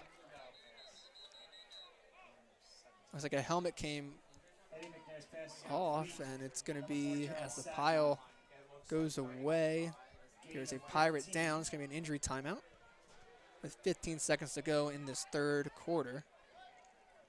They're going to spot it at the 35.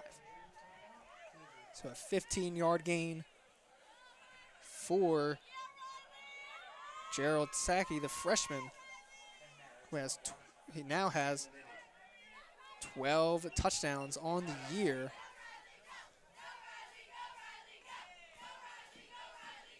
As there is still a man down on the far side.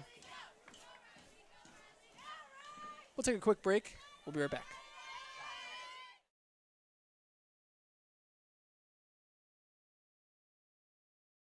Jersey is the number 2 seed. As we said, they beat Manville 19-0 in the first round, which was even larger than Audubon's 16-0 win over Paulsboro. as the 1 seed in the first round. That one's hit out towards center field straight away. Oh, she misjudged it. Got over her head in center field. Now this one's got a chance to be 3 bases for Spire. She's flying around third. Here comes the throw to the plate. It is not in time. What a way to kick off a semifinal with an inside the park home run. Emma Spire, who will take her talents to the Great Danes after 2026, lights up the scoreboard with a fly ball that got misjudged in center field.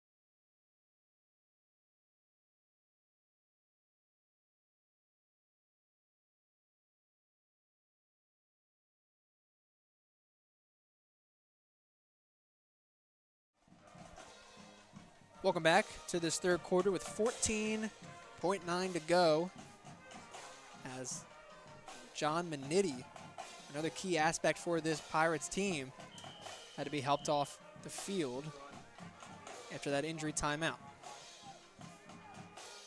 Takes the snap. It's Zamir Lane that gets the handoff. Breaks one tackle, breaks through, pushes for a couple of yards.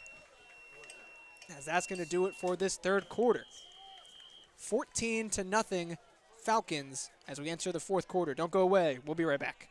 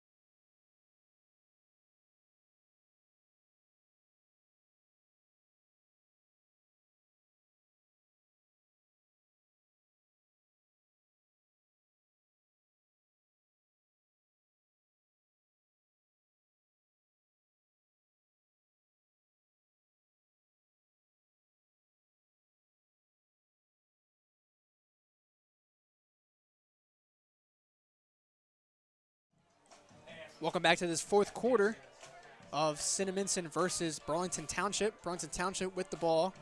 2nd and 6 from the 31. Looks like 2 jumped. Not far enough. Going to call an audible. Zamir Lane in the backfield to the right of McNair. Takes the snap. McNair looking right, throwing it towards the end zone. It is caught. Oh, no, it's not. Oh.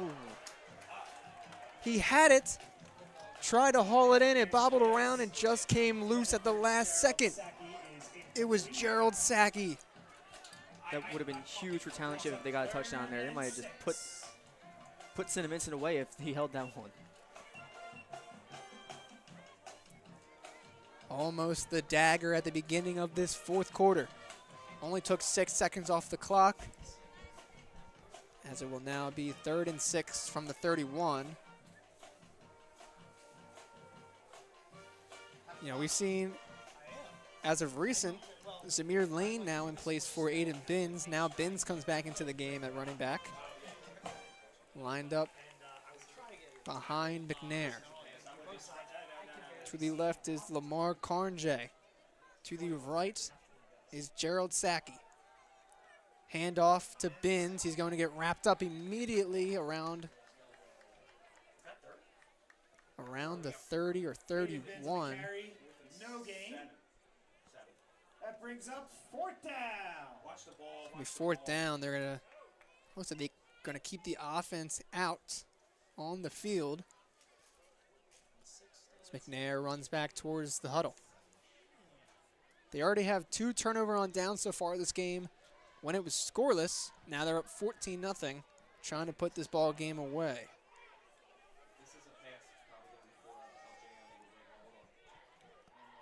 You got Saki to the right and Carnjay out to the left again. Binns to the right of McNair.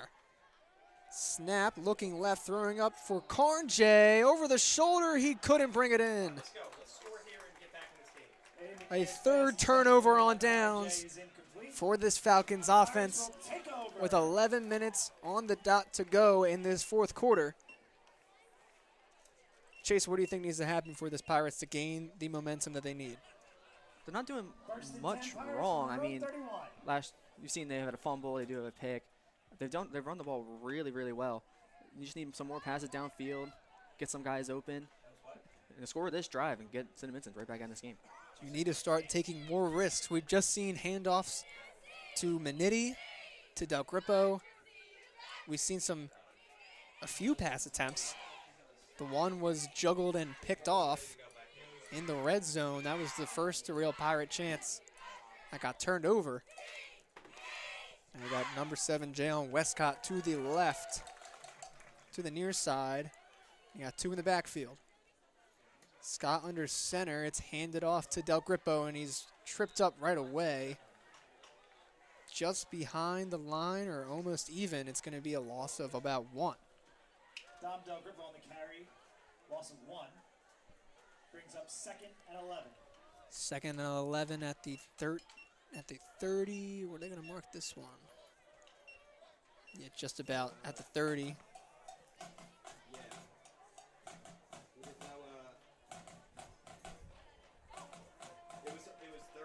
Huddle breaks. The Pirates need to start making a charge for the end zone. Del Grippo. Looks like he's lined up, and it's a high snap. It's fumbled. Scott falls on it, and it's going to be a huge loss inside the 10. Went right through Scott's hands. That's not what you need at this moment in time, especially when you're down by 14. That brings up a 3rd down and very long. So it's interesting to see this play call. He's talking to Del Grippo. I would think Cinnaminson should try go for it. Just take a risk, throw it downfield, see what they can do. This is the time and the place to take more risks. You're down 14 with 9.5. This is your last chance to get any points on the board, put the Falcons under pressure. Line up in the backfield. It looks like it's Del Grippo. They're just going to hand it off to Del Grippo, and it looks like a gain of just about 2. So it'll bring up 4th and about 26 or 25. That gives them enough breathing room, or a little bit of breathing room for Aiden Burke. This is about his, I've honestly lost count. This is probably his, what, 6th punt? 6th or 7th punt? Is it too late to make that joke? I know Dan made one earlier this season. I'm not too sure if it's still going. Big punt by Aiden Burke. It's going to hit the 40-yard marker. It's received by number 4, Gerald Saki. He's going to get wrapped up just in front of the 40-yard marker, or just even with it. So they're going to take over at the Pirates' 40, trying to put the dagger on this game. Aiden Binns with a huge 77-yard run earlier this game. That's what they wanted. Now they are up 14-0. The Pirates need a huge stop. They've had 3 turnover on downs. Last drive resulted in 1. They need to get something going. A huge defensive play could start it. Aiden Binns lined up to the right of the freshman, Eddie McNair. Trying to get him to jump, and they're going to call it. It's going to be offsides.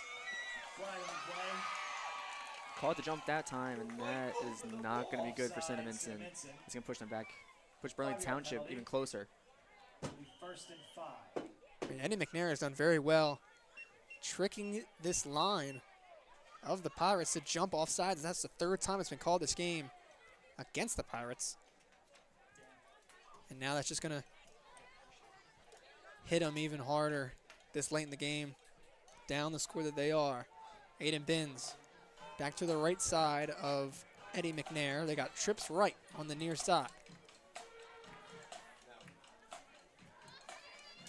Takes the snap, hand off to Binns. He's wrapped up immediately. Very good tackle there. It's like number 52. It's the captain, Christian Minetti. Binns tackled in the backfield for a loss.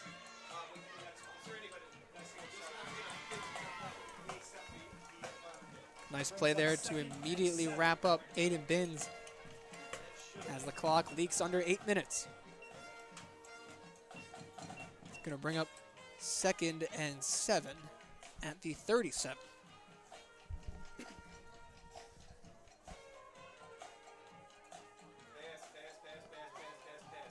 They have Gerald Sackey and Lamar Carnjay to the right, one to the left. Throw is, did he bring it in? It was the kicker, Aiden Burke, on the coverage.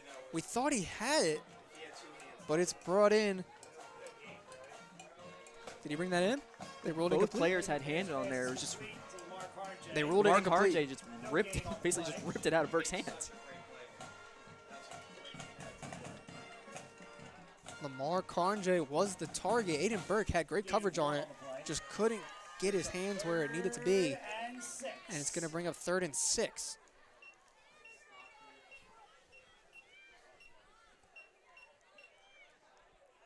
Aiden Binns lining up to the left, the direct left. They have Gerald Sackey on the near side. They have trips left, throwing right. It is misread, thrown short. Gerald Sackey tried to get him in on the play. It's going to be 4th down and 6 with 6:47. The clock will stop at that. They're going to keep this offense out. So they're being very aggressive. They've been aggressive all game on offense. Have not attempted a punt, field goal, extra point. It's just been go, go, go for Eddie McNair in this offense. The monster junior, Aiden Binns, again in the backfield. Gerald Sackey to the right. They have trips left again. Motions Binns to the left. They have 4 to the left. Throw is incomplete.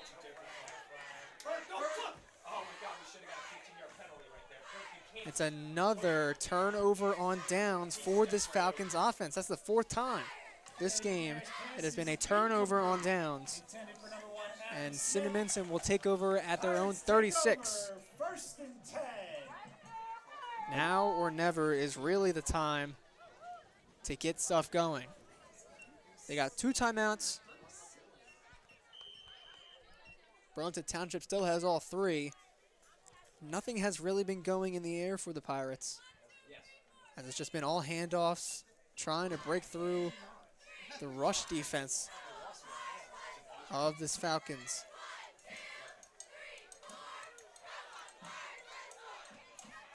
Maddox Scott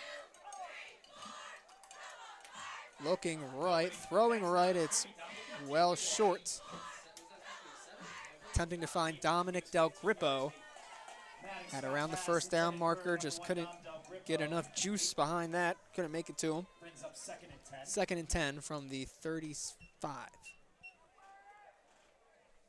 I mean, that was a risk. That's a start.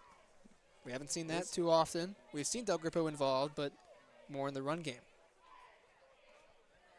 like to see them just go right back to the pass. Got to take risks. There's only 6.5 minutes left. You're down 2 scores. Got to make a big play happen.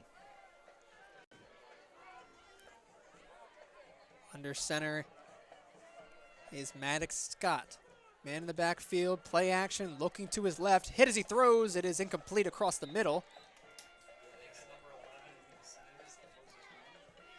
Maddox got hit as he threw. That looks like it was Zamir Lane again, who had that monster sack that jarred the ball loose in the third quarter for that fumble, which resulted in a touchdown.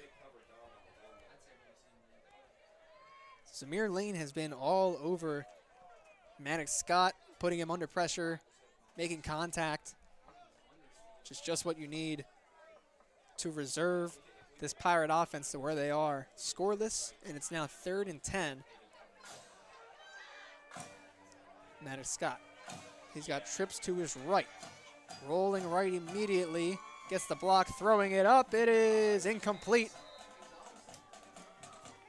That looked intended. Maddox Scott pass is incomplete. Intended for 82. For number 82, Amir Holman. 4th down. So it'll be another punt. I've lost track of how many punts Aiden Burke has had this game so far, but it's high. It's almost hitting double digits. I would probably say this is his 7th or 8th. They have punted on every drive except for one, which ended in an interception. Burke, high snap, controls it at his own 20. Takes the punt around his own 24. Gerald Sackey receives. No fair catch call. There's a flag running in around midfield. Might be another unsportsmanlike. Looked like maybe 3 Cinnaminson players and 3 Burlington Township players just jawing back and forth midfield. They're going to call it.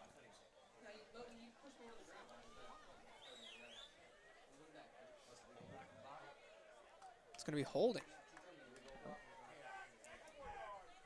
A holding call, or a legal block in the back, excuse me, on Burlington Township. That's what that was. That's what the drawing back and forth was after that play. Because the flag came in and they just kept drawing after that.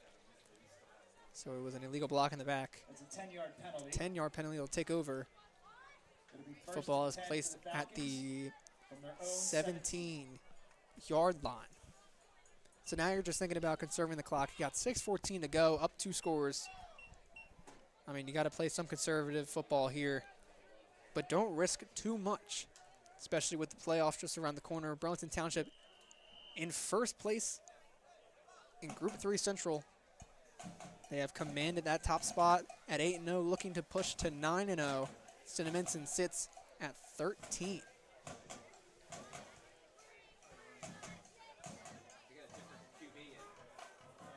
I have to imagine they just keep the ball on the ground to Binns on this drive, try to waste some clock. Well, they have a different quarterback in. It's number 31, the freshman Dylan Thomas. He has 2 interceptions and a pick 6 on the defensive side of the ball. And it's Zamir Lane coming in to the right side. Handoff. And Zamir Lane looking to break through. He's got 3 defenders around him. Can he beat him? He gets pushed out of bounds. Dominic Del Grippo does just enough to push him out of bounds. Huge run by Zamir Lane. Doesn't matter which running back they go to, whether it's Zamir Lane or Aiden Binns, Cinnaminson hasn't been able to bring them down. That is a huge play for Township. That does stop the clock just above 6 minutes.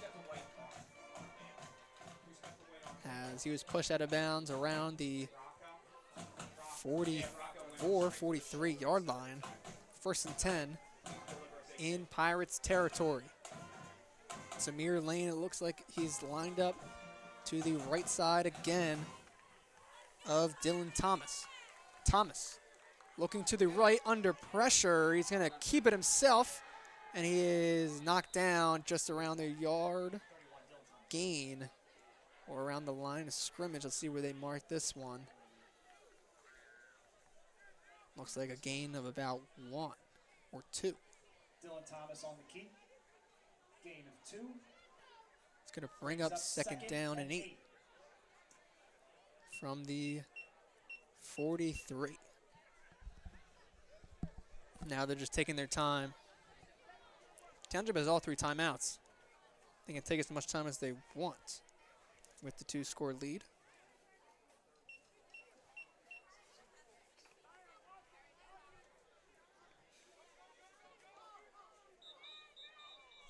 And this time, Burlington Township will take the timeout just before the play clock expires. Township, their first of the half. Their first of the half, and we will take a quick break. We'll be right back.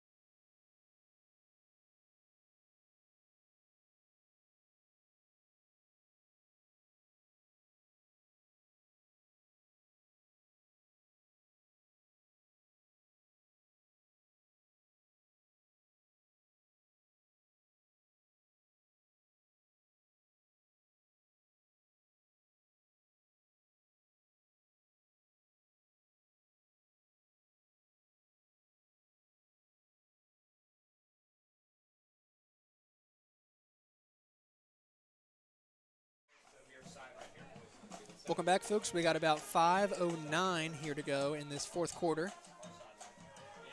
Dylan Thomas, the freshman quarterback in, handing it off in motion to number 4. That was Gerald Sackey, breaking down the left side. Gets the first down and more.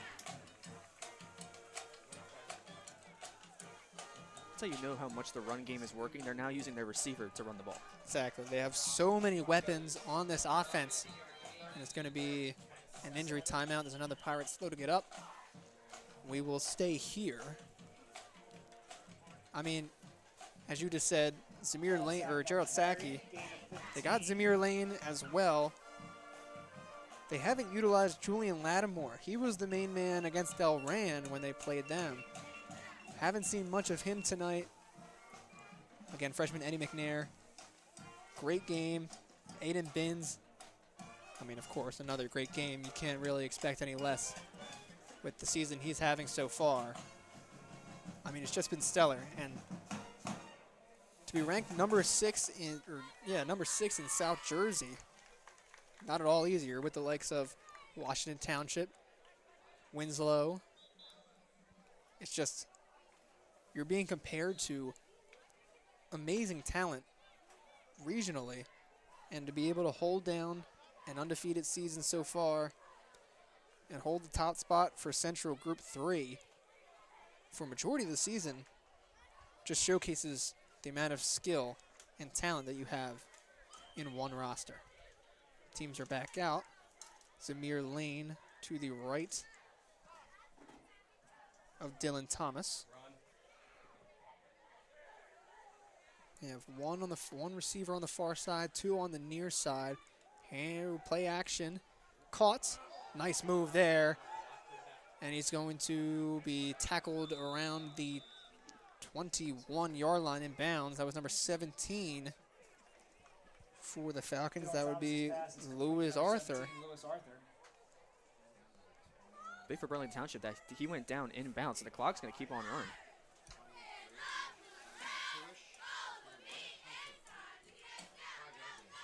And taking as much time as they need. This clock will just get to about 4 minutes to go.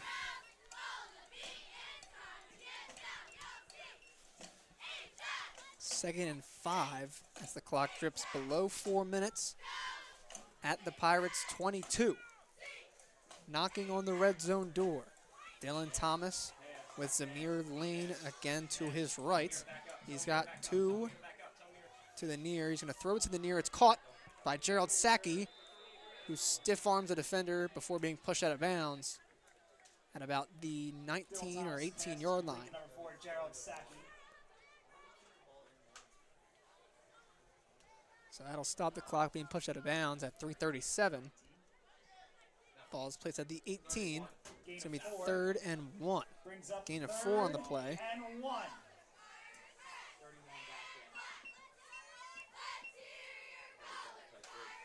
I mean, it's interesting to see if they're going to just keep knocking at the door, if they're going to just play as conservative as they can to waste the time off the clock. And we got playoffs coming up next week. I think they brought Aiden Binns back in to the left. So you got to think it's going to just be another run. As Zamir Lane to the right, they're going to hand it off to Lane. He's going to be wrapped up. They're going to keep him short. It's going to be a loss of 1. Bring up 4th and 2. You got to imagine they're going to keep this offense out. That's what they've been doing all game. Tackled in the backfield for a loss. That brings up 4th and 2. I mean, they can get, if the Pirates can get a 4th turnover on downs in one game against a top-ranked team in the state, top-ranked team in South Jersey, that's a keynote to walk away with. Maybe big just for morale for Cinnaminson. Heading into next year or their playoff game, they got to focus on the playoff game. It's good to see from them, though. They are holding down a top team, so could come up big in playoffs. Thomas handoff. He's going to keep it himself with a play action. Huge gain. He's going to cut inside. Dylan Thomas, touchdown.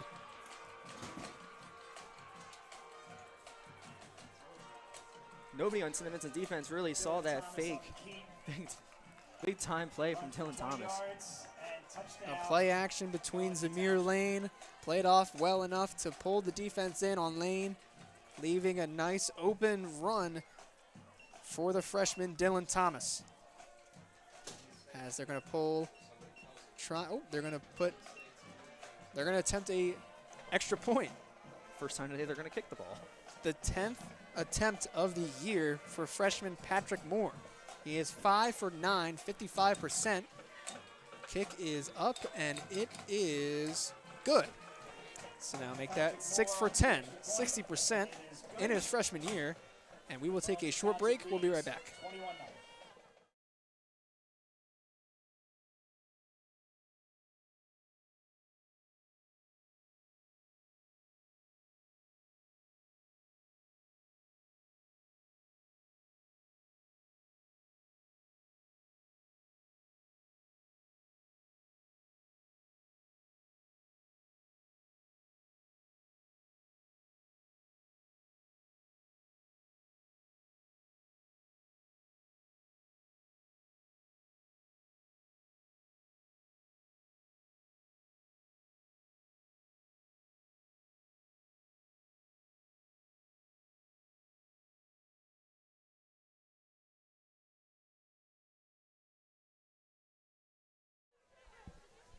Welcome back. We got some Pirate pride here in the front row with the Pirate hat as the Falcons lead the Pirates 21-0 after that touchdown run by freshman Dylan Thomas.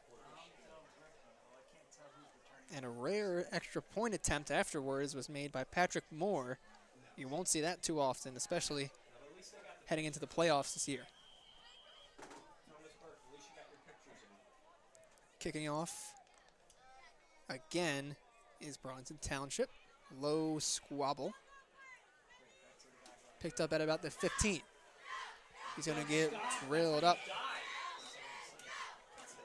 And about just short of the 20-yard line. We'll get you that replay right now of the touchdown run by the freshman Dylan Thomas. It's a play action. Zamir Lane, who's done very well in this second half, did enough to fake out the defense. You see him get sucked in there. That leaves 2 outside, and he just cuts inside, nobody up the middle, and it's a free lane into the end zone for the freshman. 2:33 to go in this game. Maddox Scott under center. 2 back. Gonna hand it off up the middle. Fights for about. It's Del Grippo again, or no, not Del Grippo. Who was that? Oliver Huber? Oliver Huber. It was Oliver Huber, Number 23, Oliver Huber on the carry. the sophomore. Gain of 5. Gained 5 on that Second play. and 5. Gonna bring up 2nd and 5 at the 29-yard line. I mean, now at this point, it's just for morale. You're trying to get, after a hard loss, you held a top-ranked team to a scoreless half in the first. Now this is just for morale with less than 2 minutes to go heading into the playoffs. 2 back again, Maddox under center. Handed off, it looks like that was Del Grippo who gets wrapped up. Looked like he got pushed forward for a gain of 1. It's gonna bring up 3rd and 4.